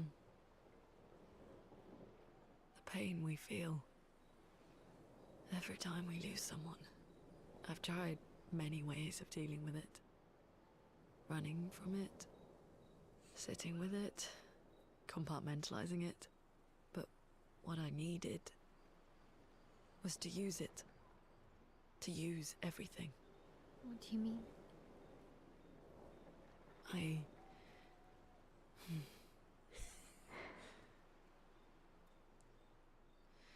It's not inexplicably. I feel there's a reason. Everything. And I let it burn inside me when I'm tired, when I feel hopeless, when I want to just let it all go. I use the pain. I use the fear, the shame, the guilt, the anger. I use it all to keep going, to make sure I continue. Lune. I can almost feel them beside me. Everyone we've lost. Walking with me. Especially when I use Chroma. I feel their presence, their closeness.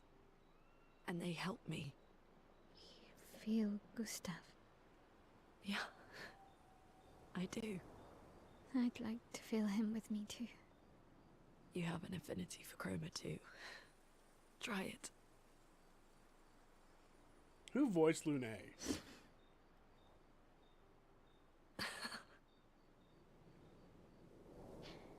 How do you always know what to do? I don't. Want to know a secret? I have no idea what I'm doing. And I don't think anyone else does either. Really? Don't tell anyone else I said that. Creeper in the background.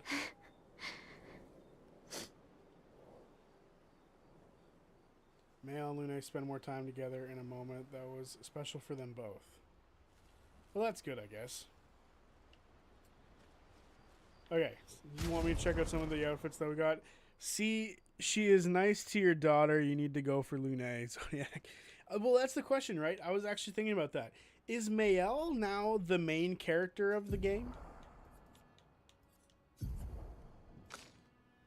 Is that the consideration, that Mayel is the main character?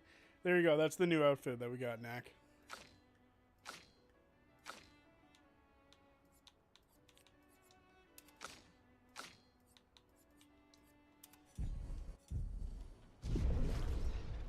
I would say so, yes.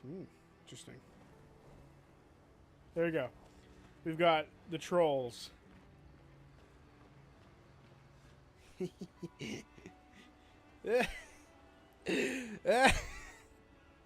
just something so fucking funny about this to me. They look fucking awesome, dude. That's so fucking funny.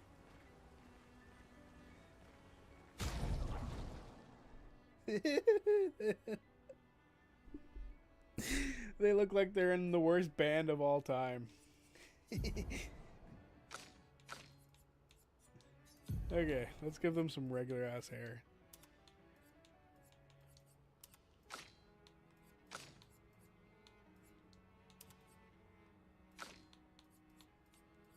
Where's the... Yeah, there we go. The French hair. That's what we're going with. Alright.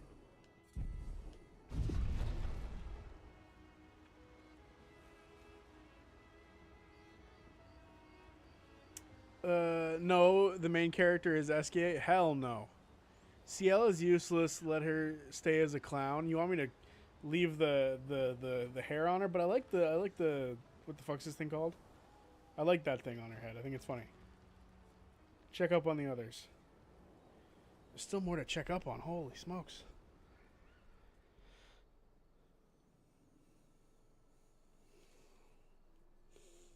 Beret, thank you. What are you working on? Contingency Looks like a plan. cutscene. If we fail, Expedition 32 will need every bit of information we have. Right, but how are you going to get it to them? I asked the Gestrals for help. Smart.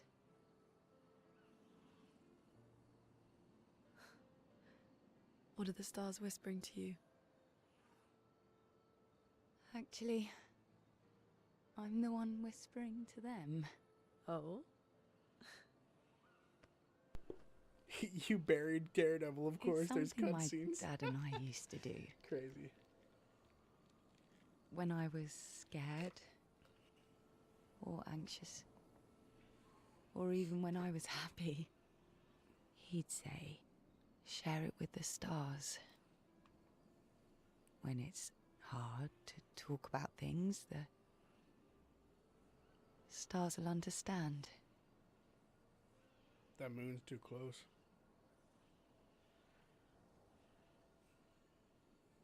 I like that.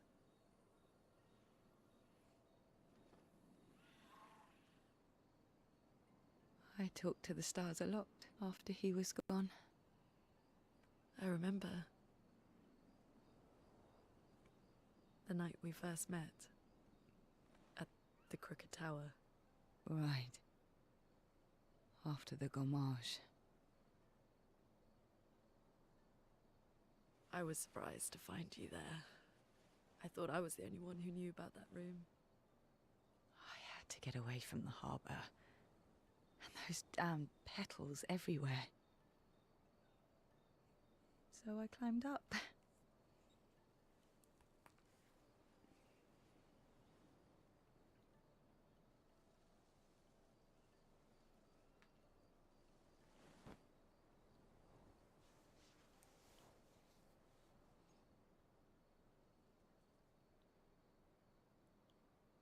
It wasn't logical.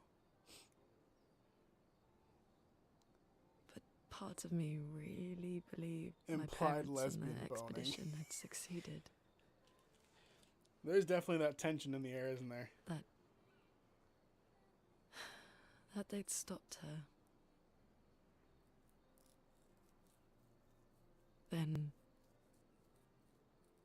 the paintress woke. and I knew they weren't coming home. You know, it meant a lot to me. The comfort we shared that day. But you avoided me after. Why?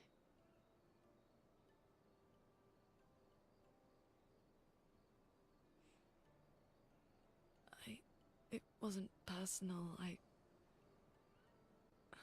cut a lot of people out of my life. Okay, not personal.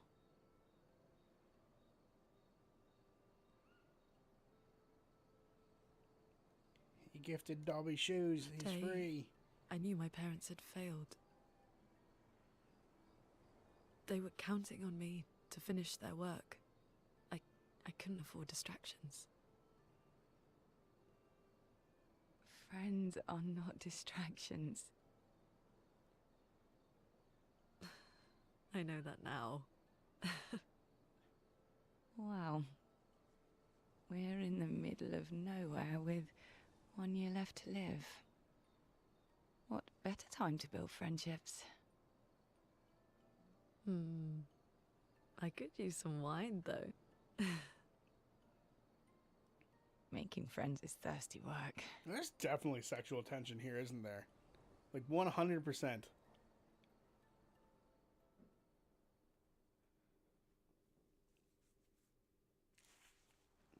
Okay.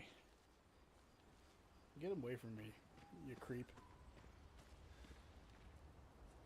Alright, we can finally go to sleep, but we gotta write in the journal of Gustav. Mel finds a spot where she can write. She spends some time writing in Gustav's journal to honor his memory.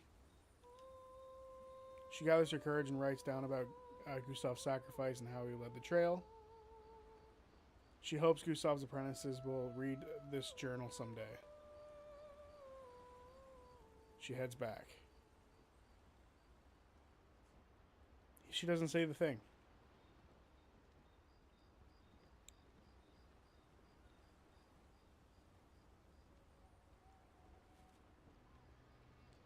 Alright, let's go.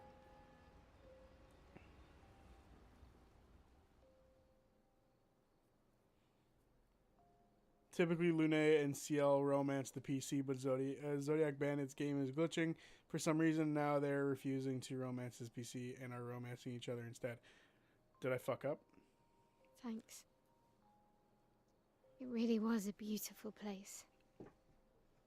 Glad you liked it. I've buried friends there too. You were right about condolences. We offered them because we don't know what else to say, but there's no comfort there. No. All we can do is carry them with us. I guess.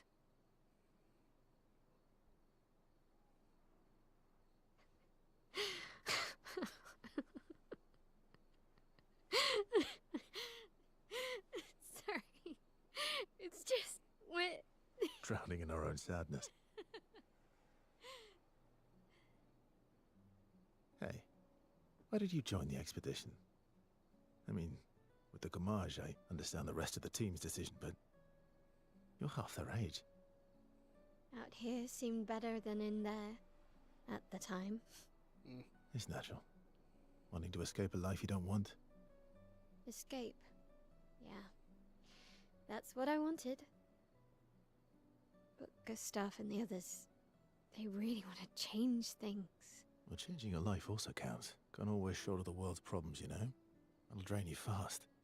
Gustav would probably say, if more of us cared, then it would lighten the load for everyone.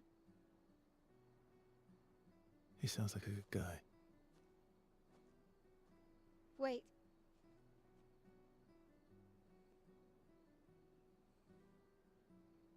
I kept Gustav's, so you can have mine. You'll need one if you want to be an official member of our merry crew. I gotta say, I didn't take you for an official kind of person.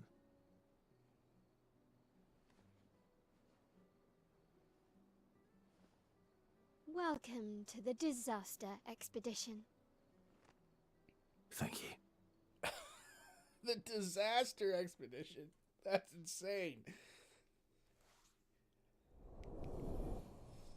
There we go. The last one. We're all at level 1 with everybody now. That one seems forced on you, but it's alright.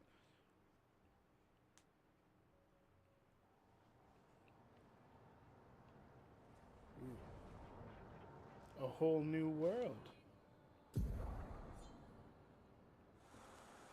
No longer in this area. We're now over here. Okay. Let's look How far around. to Minoko Station? With SGA? Oh, should be quick. Poor Zodiac PC first being indestructible and now is not getting the hot wizard. I'm okay with that mildly. So I just don't feel like this game has so much going on. Adding in a romance to it just feels odd. Those two can romance all they want. That's fine. I just feel like Varsho is in this position where romance doesn't make sense. He's 100 fucking years old. So, I don't know. That just seems weird to me. What's this spot? The game has no romance. We're just teasing. Oh, crazy. That's refreshing, honestly. A game where it's not like 80% romance simulator. Is that a statue or is that an actual being?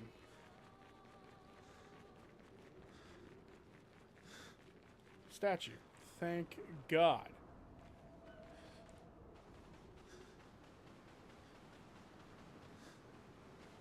Ooh. What is that? I wish to fight that.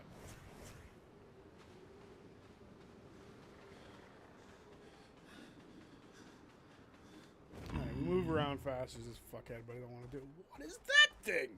What is happening here? There's so much things to fight.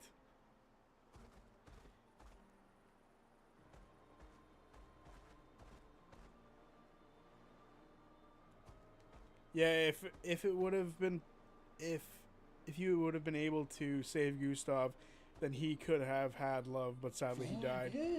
Yeah, I just don't think that romance really makes sense for Varsho. But that's just me personally. Useful.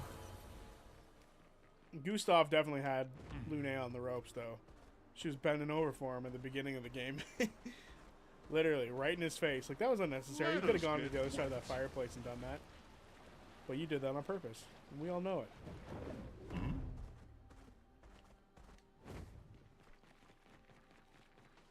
There's gotta be goodies over here, right?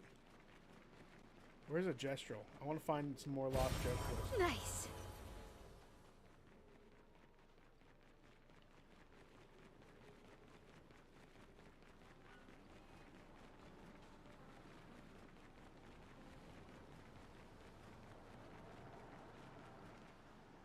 Boat graveyard. What the fuck is that thing? Useful. That thing looks terrifying. And the sunset changing every map, creepy. Not gonna lie. I want to fight that guy. I know I would lose right now, but I still want to fight him. Let us get wet.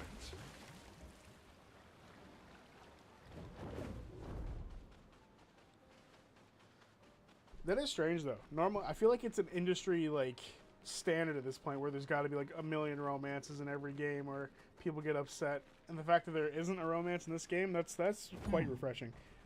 That thing. What? Who? Are we sure they didn't use AI to make some of these things? Because, dear God, that is some nightmare fuel right there. You don't want to fight that guy? Do you mean this guy or that guy up there? I want to fight that guy. I tried fighting that guy once. Only once. Oh, traitor. Give me shit. Oh. Oh, dear God. Oh, these are the outfits you were talking about, huh? buy outfits here. Bun braid. Oh dear God.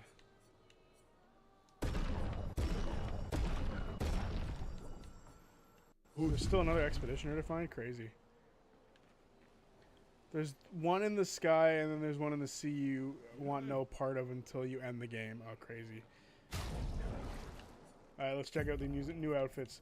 We finally have a new outfit for Varsho. What? Oh, it just takes off the thing. Cool. Look at that. He looks dapper as hell.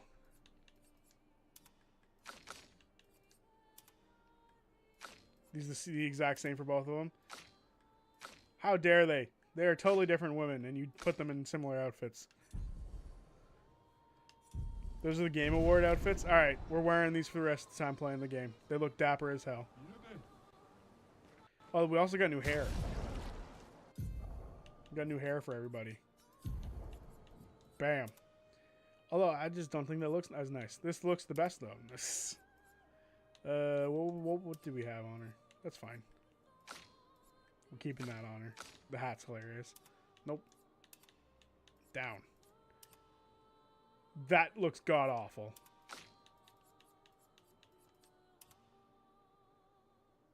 Yeah, it looks alright.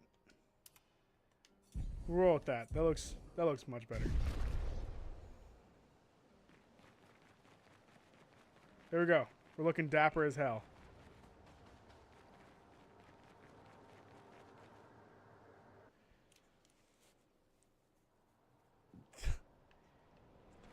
Where's this place? Coastal Cave.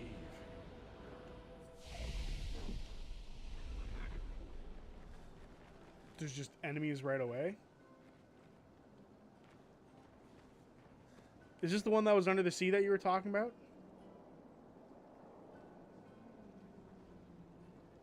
You can now give Lune the pike trick foot hair. Do these guys fight? They talk. Someone found our shop. I was like this close to believing that we'd never have clients on our location is terrible. Shop?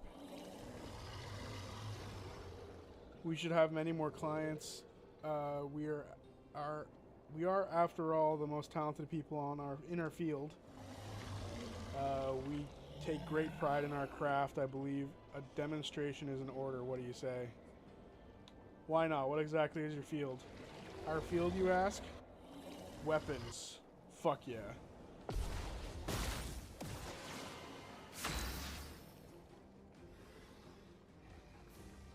What the fuck, Dream? What the fuck is that sentence that I just read? Oh, these guys are weak to electricity, huh? Here we go.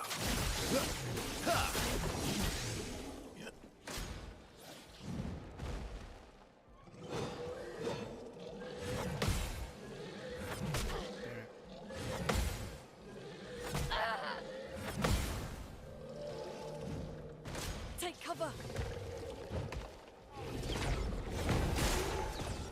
Oh, it jumped again.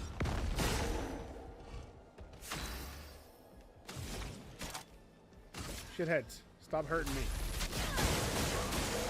Oh my god, they don't take any damage.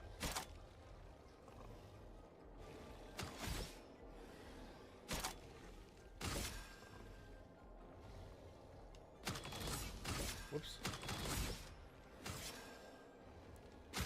No, that was the wrong person. Goddamn, why does this game automatically do that?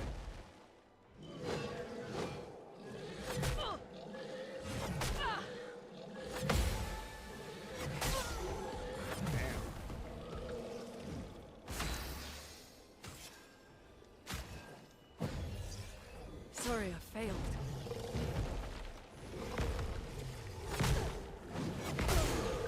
Dear God, I'm so bad at parrying all of a sudden.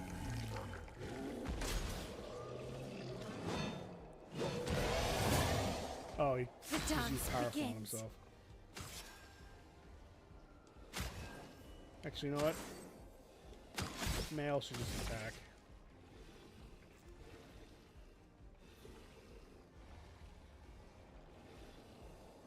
Holy, when the fight starts, the Lune animation is crazy. Oh dear. Do I have to change this? Do I have to change the skin?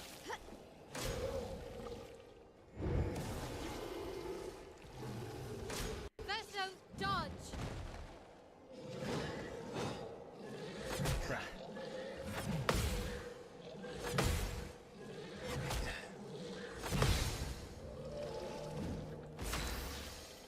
No, don't change the skin. So Zodiac and chat, what do you want, Seekers or Schemers next, and why? Well, I'm pretty sure we're doing Seekers next. I feel like that's been guaranteed to us already in the past, but I might be wrong. Me.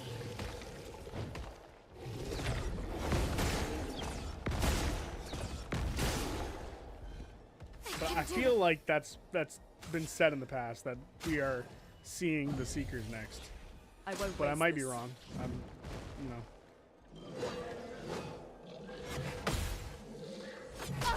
Damn it. At death's door, what the fuck does that mean? A storm is coming.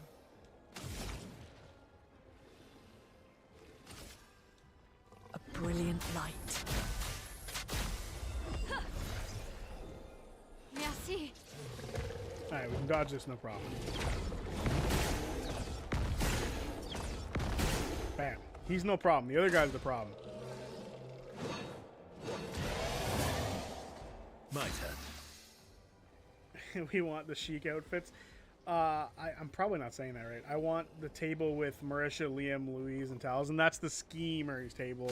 I do think that I feel like they've said it in the past already that we're getting the Seekers first. But I could be wrong. Oh, they're both broken. That's what you get, bitches. Time to die. Thunder. Asgard. Blade, cut through the flames. Bam! Please die. Chroma is flowing. Prepare to meet your end. At least she has shoes still. That's Not important. impressed.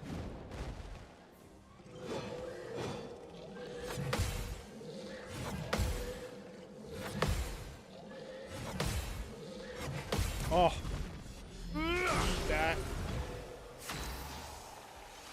Now kill the other guy. Bam. Break.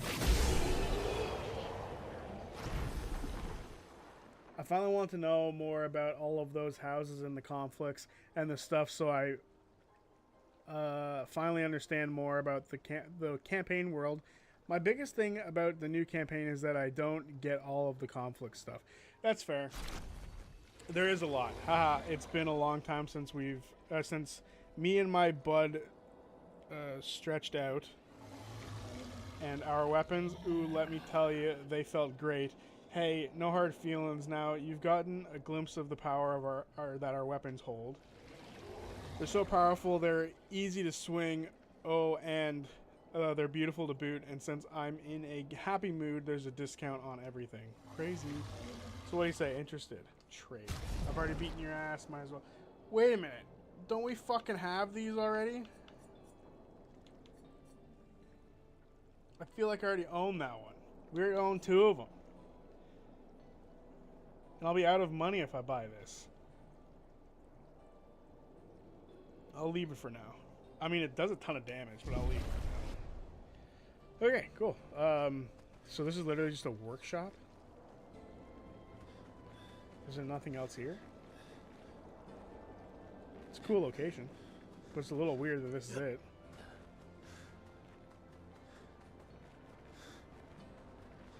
But yeah, I think the Seekers tables next. They're the ones I'm sort of looking forward to the most. I get the feeling that it's going to be like AOR vibes, you know, where they get to go to places and we get to learn a lot about the lore and stuff like that. I own all Exandria books, comics, and watched all the episodes and DM'd 4 campaigns in Exandria. So I know a lot about the world and stuff. But getting Ahriman has been a huge struggle for me so far. Well, that is a massive issue. Not that I think it's like truly a bad thing that they've changed the worlds. I just feel like they should definitely give us something to understand the world a bit better. Once they release an Ahriman book, I think we'll be in a lot better spot, but I don't know. I definitely see what you're saying, and I agree to a certain extent. Okay. This guy hurts.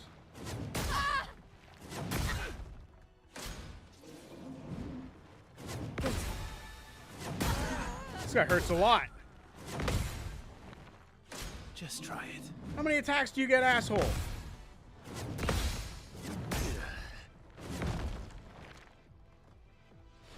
Some of them you own, but you're paying for the level up of the weapon. Like maybe you own it at level 2, but could buy it at level 12. Oh, interesting. That is interesting. No, I do not want to retry this battle. This motherfucker's insane.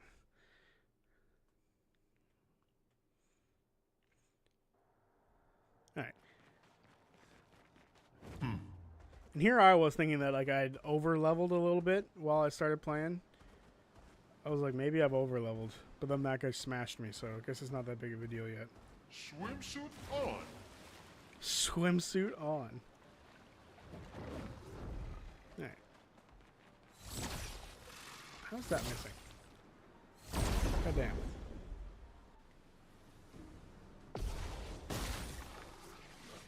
Let the ink flow. Alright, one of you guys is really weak to water. Or to electricity, water. I'm ready.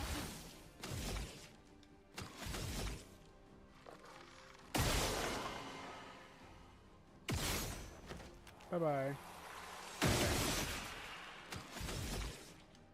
Precise. Strike.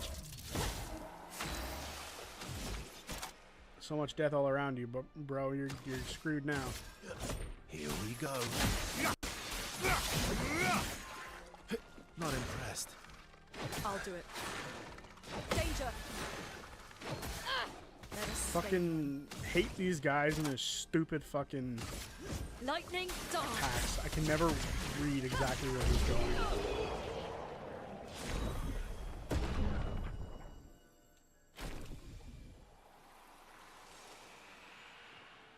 Don't fight this now. I assume you mean the big fucker who fucked me up. Is there a big, like, latency happening with the stream? Because I feel like you guys might be a little behind me. Normally I have it set to low. What do I have it set to?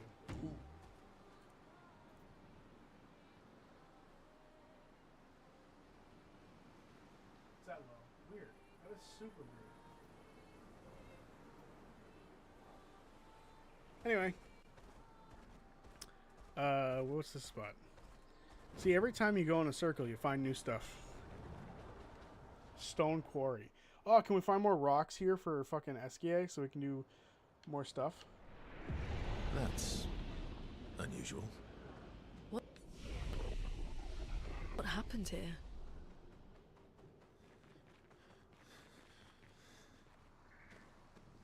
Okay, he's a colored Necron. He's a colorless Necron. Vanson, 48th. He wouldn't listen. Just kept running everyone into the ground. He acted as if he was the only true believer. That we had to trust him. 5 dead, and he wanted to double down. Thomas, not so subtly insinuated that Jean should be relieved of duty. Mutiny. Something I'd never have countenanced. Yet I have a duty to them too. It's a gutting realization. What has to be done? The mission is too important. The team is too important.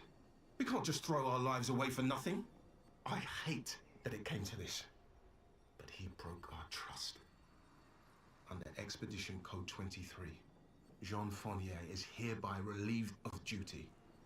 I, Vanson Constantine, have assumed command and have designated Thomas Flegov as lieutenant. Ooh. And look, you died anyway. Was it you who killed them? I didn't want to kill my friends. I just wanted to play with them. Even when I managed to play a note right, I messed up right after. Can you believe it? I'm expected to use my instrument to kill, and I'm angry. I cannot play. I will never play again. I beg you, please, mistress, I seek your help. And everyone who does not wish to kill. Teach me how not to kill. Teach me how to play. I'm afraid none of us are familiar with your instrument. No. Mistress, this cannot continue. Well, perhaps we could help you practice. Truly? Yes, help me learn how to not kill. Don't get hit when I play some wrong notes, but please do get hit when I play the right notes. Surely that should be easy for you. Alright, let's do it. You want the schemers next dream? Just try it. Not impressed. Not impressed. Well, green ones are good. The other ones are bad. Just try it. Not impressed.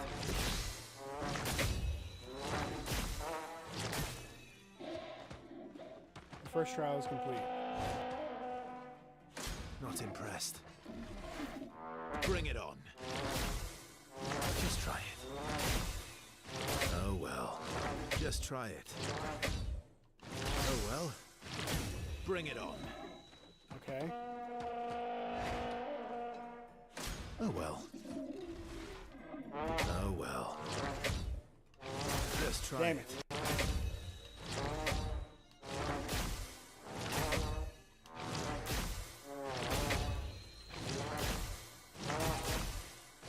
Not impressed. Hell yeah. What?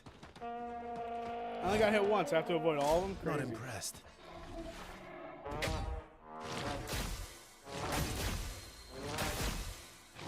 Oh well. Damn, I got hit. Oh well. Not impressed. Oh well.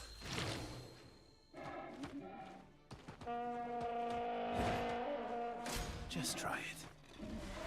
Oh well. Oh well. Bring it on. Oh well. Just try it. Gotta lock the fuck in. Bring it on. Just try it. Hell yes. All the trials are complete. Fuck you. He's gonna kill me now.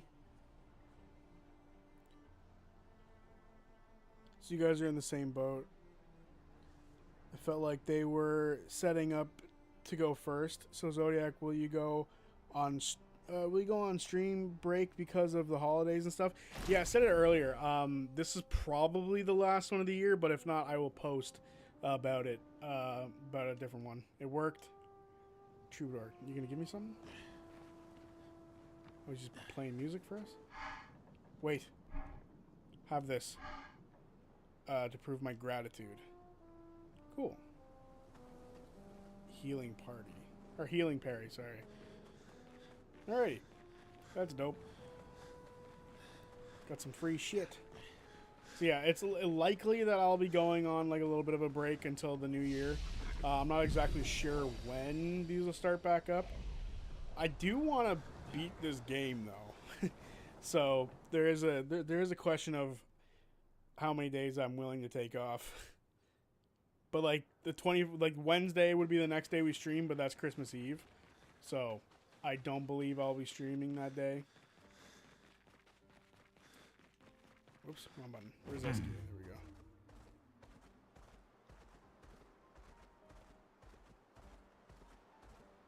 But yeah, at some point, we'll definitely be, there's going to be a bit of a break. But there's still going to be videos going up on the channel, obviously. I definitely need to make sure that I get a bunch of videos out. I'm going to try to, like, make a bunch and then put them out. That way, I don't really have to worry about it too much.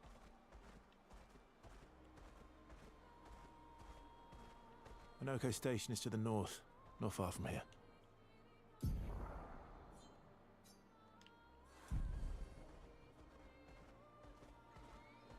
I'm trying to find some small gesturals here.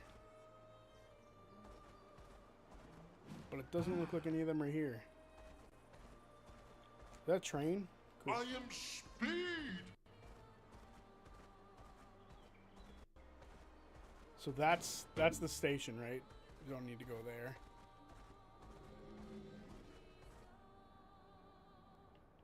Man, there's so many creepy looking fuckers here.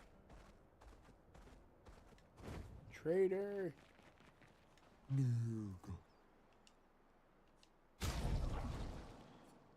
Lost Voices and French Bob.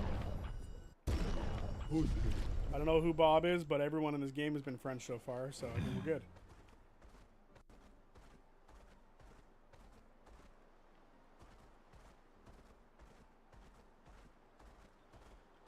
What are these and when can we get rid of them? Because they're everywhere. They're blocking other areas. I've seen them block so many fucking locations so far. What have we here?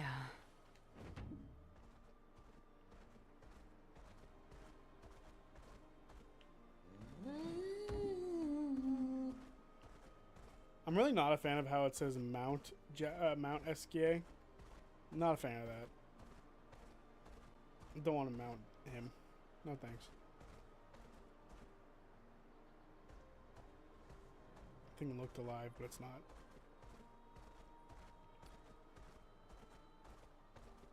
I didn't even see you before. I'm blind. No. So many Bobs.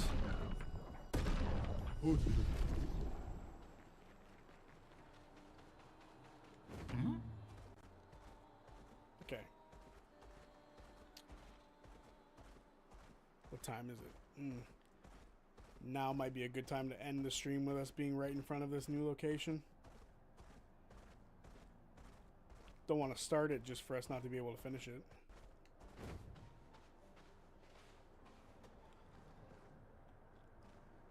Is there anything that we missed that's nearby that might be worth checking out?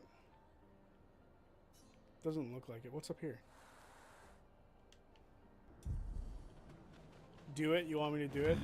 Well, it depends on how long it's going to take, right? Like, if it takes too long, I don't want to do it for too long.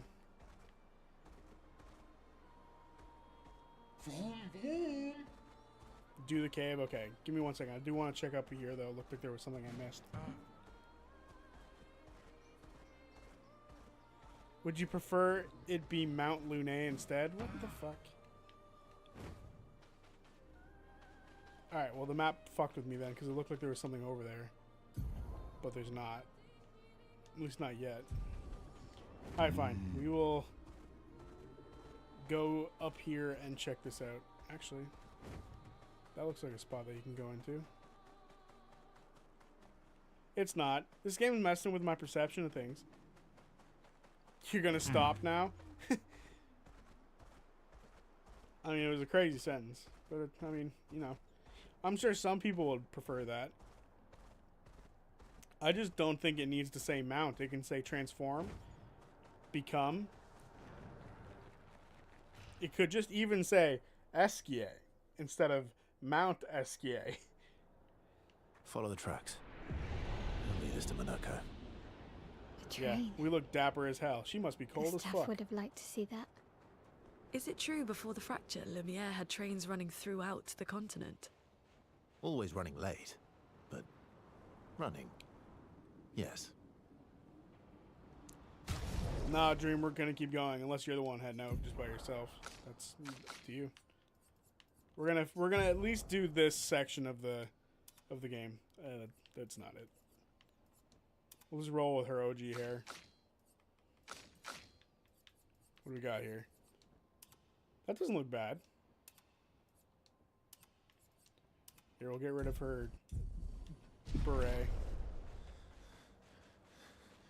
Push deeper in, see what happens. I've been convinced. It doesn't take much to convince me to keep playing this game. Here we are. I won't lie. Monaco Station. Holy Is that a Grundis? fuck. I knew it. They're real too.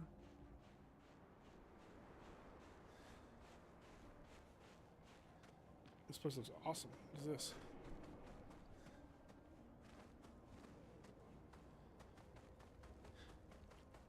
What is this thing? This is giving me.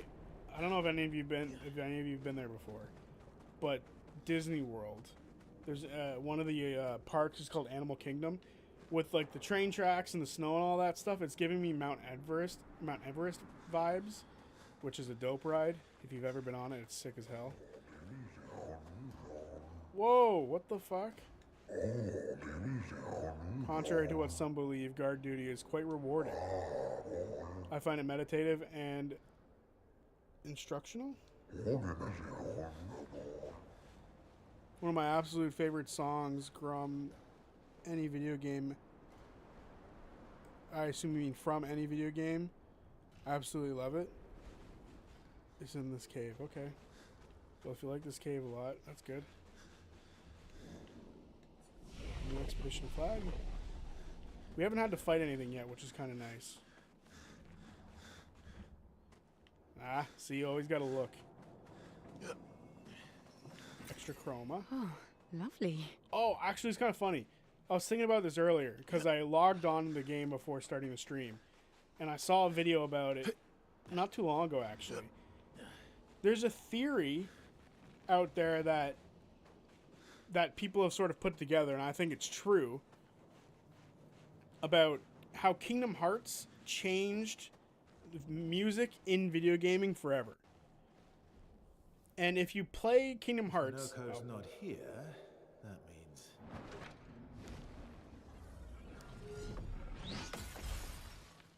Oh. Slow as ever. Mon bien.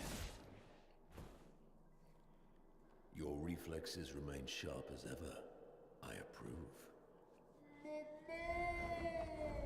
No. Eskia, did Verso pull you into another adventure?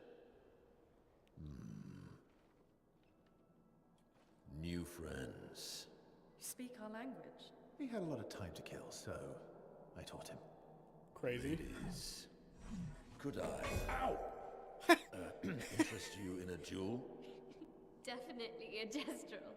No point trying to talk until we've calmed Minoko down with a relaxing fight. Be careful though. Minoko's fighting style is a bit peculiar. What does that mean? Alright, let's do this. So he's a new teammate of ours who we're gonna fight. I think this is the second time this has happened. Oh. Is this the song you're talking about? Look at him, he's fucking dancing on us. This is a dope song though. Very jazzy. I've got this. On me. Sorry, brother. Got you on lock.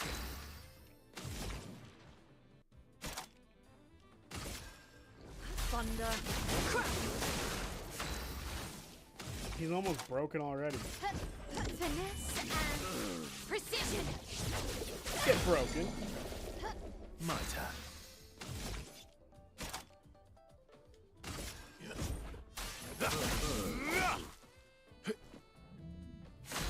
Who's the blue mage who will cast counterspell?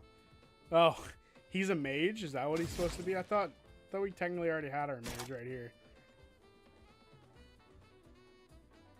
I'm just gonna throw more lightning down on him, I think.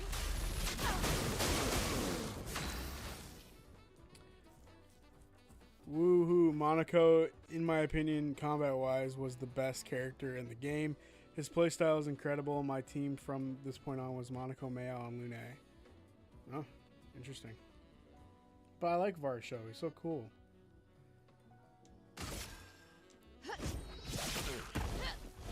Oh well.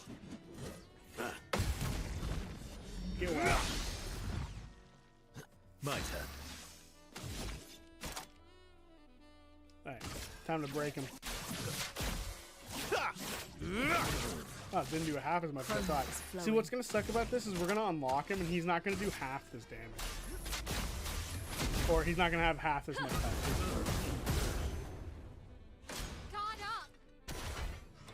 Whoa, what the fuck?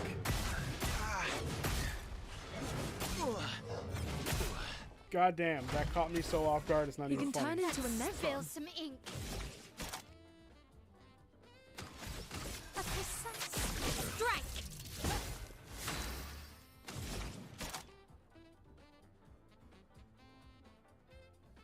Also, he probably has no game awards outfits, so we don't need him. Well, he might actually, because we needed to find the last expeditioner for it. Thunder. Crap.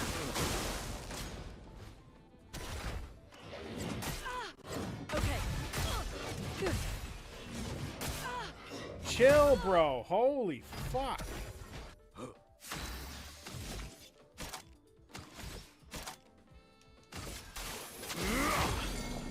You need to chill the hell out.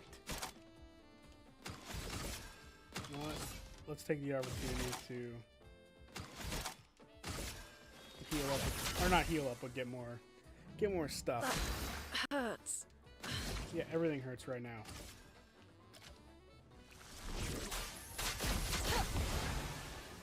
Lune, watch out!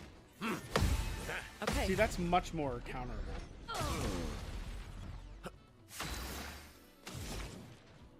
He fucked me up a minute ago. Holy shit. Blue mage, someone who can learn and use enemy attacks. Interesting. Monaco can learn abilities from defeating enemies and has a setup that can allow him multiple massive attacks in one turn. Fuck, that sounds awesome. Prepare to meet your end. The fact that I want to use him makes me so mad because I can only have 3 people on a team at once. That's like so upsetting. My turn.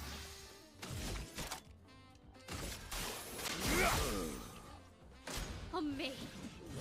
Oh, he's dead. Male's cracked. I can't get rid of her. Who the fuck do we get rid of?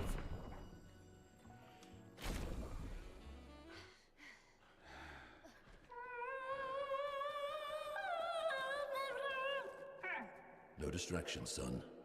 I'm really busy beating up strangers. He has children. Nelka, what are you doing here?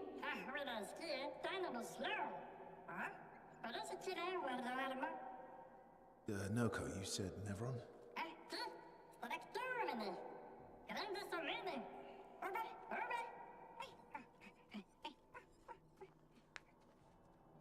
Oh. A stalact.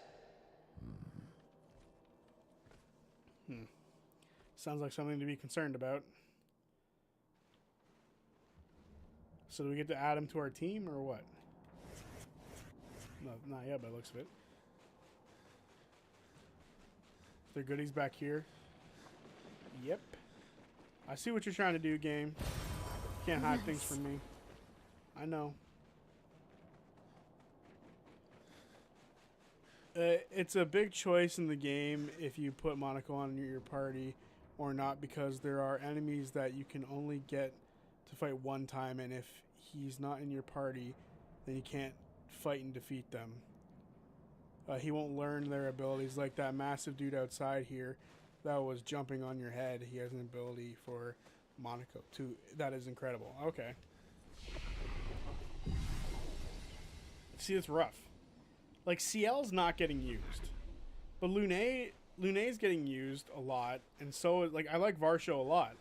So that's kind of a shitty fucking thing to have to shift around. Oh, hell yes. What is this guy?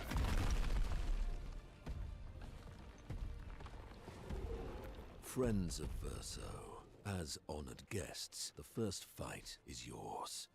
Defeat the Stalact with your fearsome talents. Right. Oh. You're serious? Yes, he is.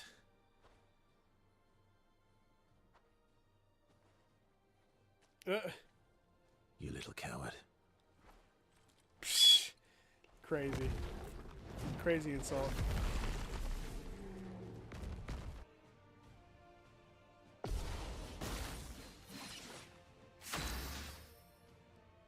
What? Verso, why aren't you using gradient attacks?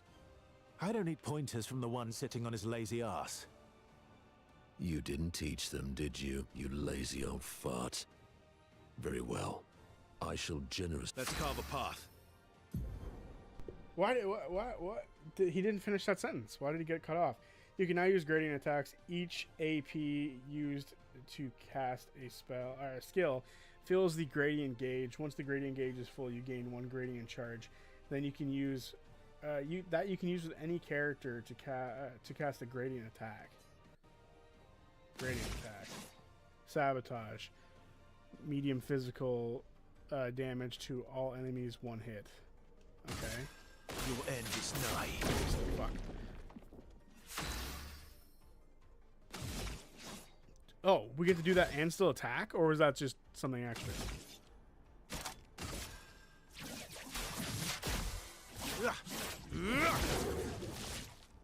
Get ready. Oh, I fucked up the jump. I fucked up the jump by like 8 years. Just try it. It's terrible of me.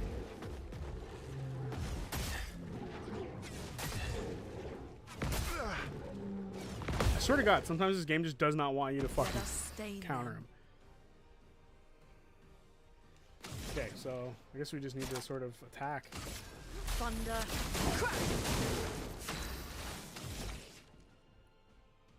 So you can like really fill up the bar quickly, huh? Damn, I wanted him to break. Radiance.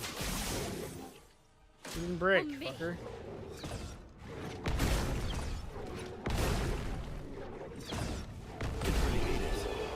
Cool. So there's a bunch of different ways to parry, dodge, and counter and shit. And now there's new attacks. This is insane. There's so much to learn. I feel like we're hours into this game. Friends, Verso. Jealous?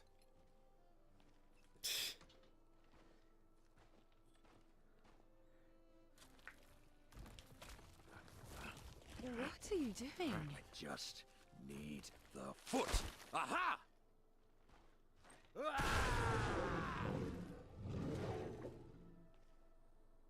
He transforms by collecting Neverun feet. Don't ask me how it works. Fuck off. I've never understood. That's so cool. Now that we've had some good battles to warm the spirits, to what do we owe the pleasure of your company? We're heading for old Lumiere. Okay, bye. Hey, come on. Hey, hey. Hey, look. I know we failed before, but look, you doofus. Don't you recognize her? Of course I do. Then you know what that means. This is our shot. It might be our only shot. This is your only shot. Out of the question. Recognize. I will never join you again. There will be a lot of fighting, though. Oh yeah, that's true. Yeah, it's true. There will be a lot of fighting. Exactly. Count me in then. Good. Good. Good. Yes, good. Noko's coming too. Oh, you are?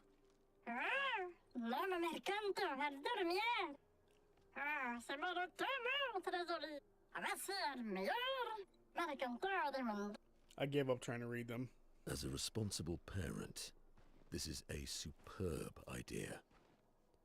Let us go to old Lumiere. Alright, I'm putting him on the team. I have to. He seems so cool.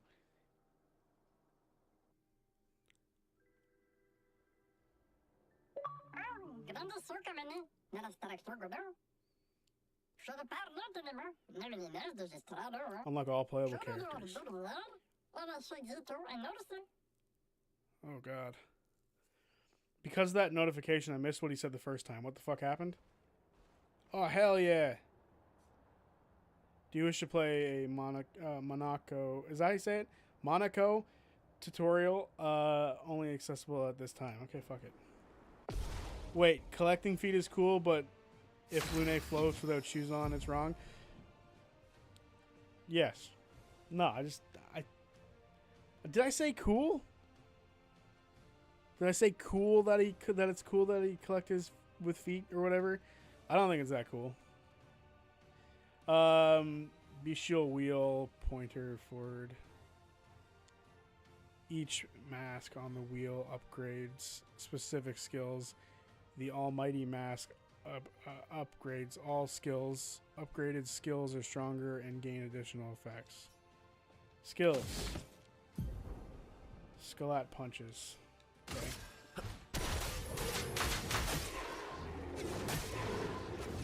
Damn. I kind of want to use him. He seems so cool. Oh. He's just not taking any damage. Violence. Never on skills. Monaco Harvest never on legs if he is in the party when the Neverons are killed. Enemies are lootable. Enemies' lootable legs have this icon next to their health bar. Defeating them will allow Monaco to learn the Neveron skills. The Bestial Wheel is now on Cast Master. Monaco doesn't have any caster skills yet, but defeating the Pelrin will unlock one. Okay, cool. So we can't use that. What about grading attacks? Nothing yet? You've unlocked all characters, so you should be good to look up builds and such, so you can even look up Monaco's best moves. Okay, cool. I'll definitely have to do that. Heals? Oh, you bastard.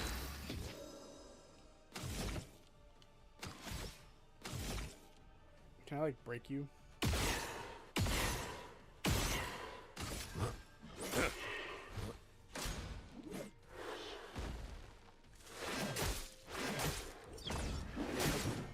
It's not doing any damage. I don't think the parries are working here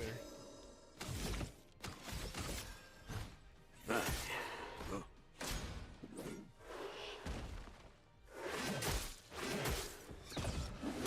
Like, the parry is just straight up not working. I feel like I'm hitting it right. Oh, really? Oh, there we go. I was just shit. Got it.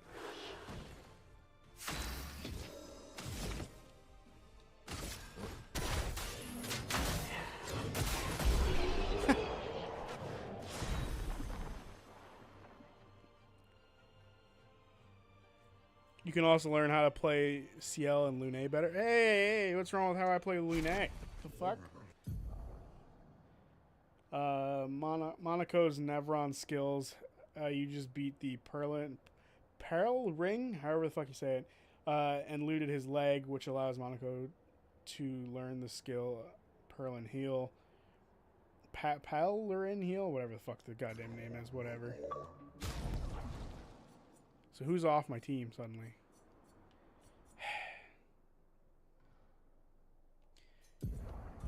Okay. We'll remove Varsho for now. And then we'll add him.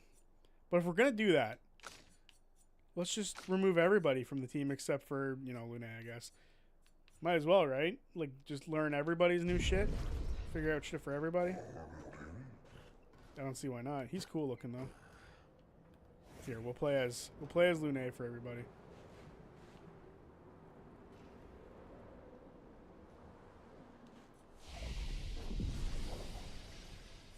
We need to upgrade attributes for a certain individual. Although, I guess we don't really have any weapons for him at the moment, do we?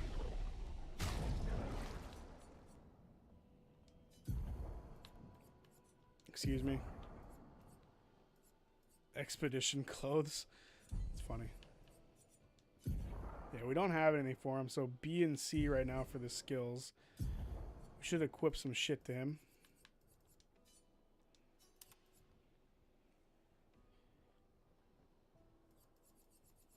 Is there anything else that we picked up recently that isn't mastered yet? Yep. Bam. We'll go with these for now. And then we don't have anything on her currently either. We'll just go with Healing Parry.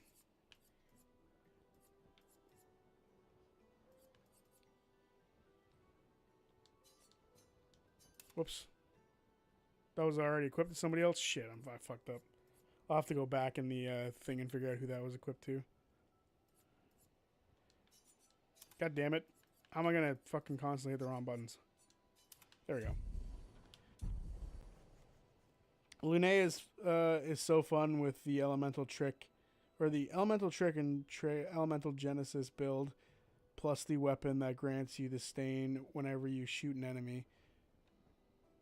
Right, I need to go charge my headphones. Bye, everybody. See you, Dream. We'll see when the next stream pops back up.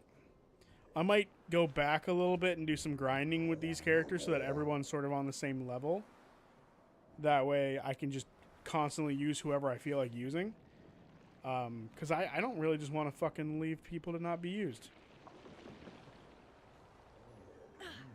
Hey! But I'm going to keep going for a minute because I want to check out a few things. I want to see... because that guy definitely had clothing for our good friend here, Monaco.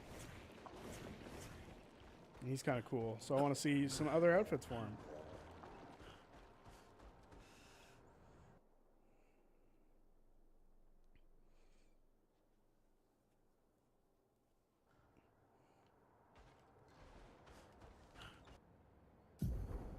Oh, shit. This is a completely different area.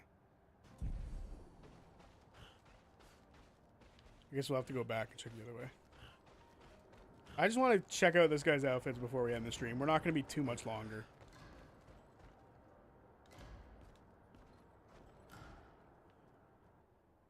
We will just be checking a few things. And then I'll do some offs, like, in between.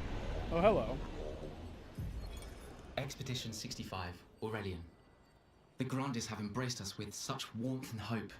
What a balm for the soul to know that other beings survived. That we in Lumiere are not alone. It truly is a miracle. The Grandes retreated to higher ground after Neverons overran their lands. It is bittersweet, but at least the most important parts of their civilization will survive. Their children. Fortunately for them, they do not appear affected by the Gommage the way we are. It is painful knowing our expedition has failed. But at least we can enjoy our final days among friends. These fucking expedition readings are always so depressing. So depressing. And technically, I guess, like, I should have known that because they're all fucking dead. Right? Like, I guess it just makes sense. Alright. There were a couple of traders beforehand that had some stuff. I am able to go back out to the other maps, right? Like, I just have to go, like, reverse into, like, the battlefield and stuff to get past them. Or am I stuck here now? And I'm just stuck here forever.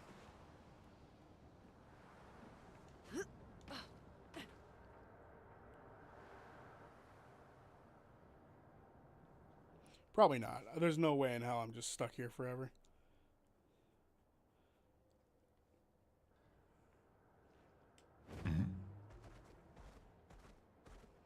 This little creeper. Everywhere we go, we gotta deal with him running.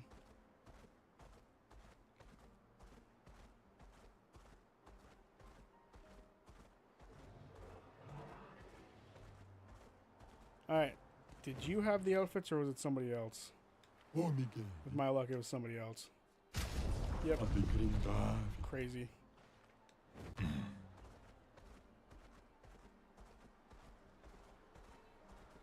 How do I get up there? There's clearly a thingy. An expedition thing up there. I want to go get it.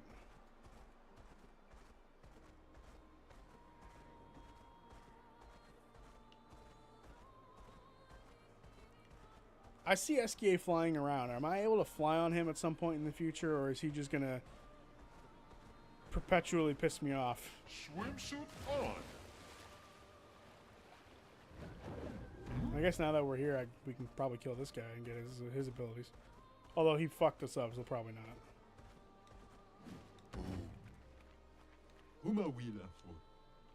This guy was absolutely the one with the clothing. Hell yeah. All right, let's check out the new guy's outfit.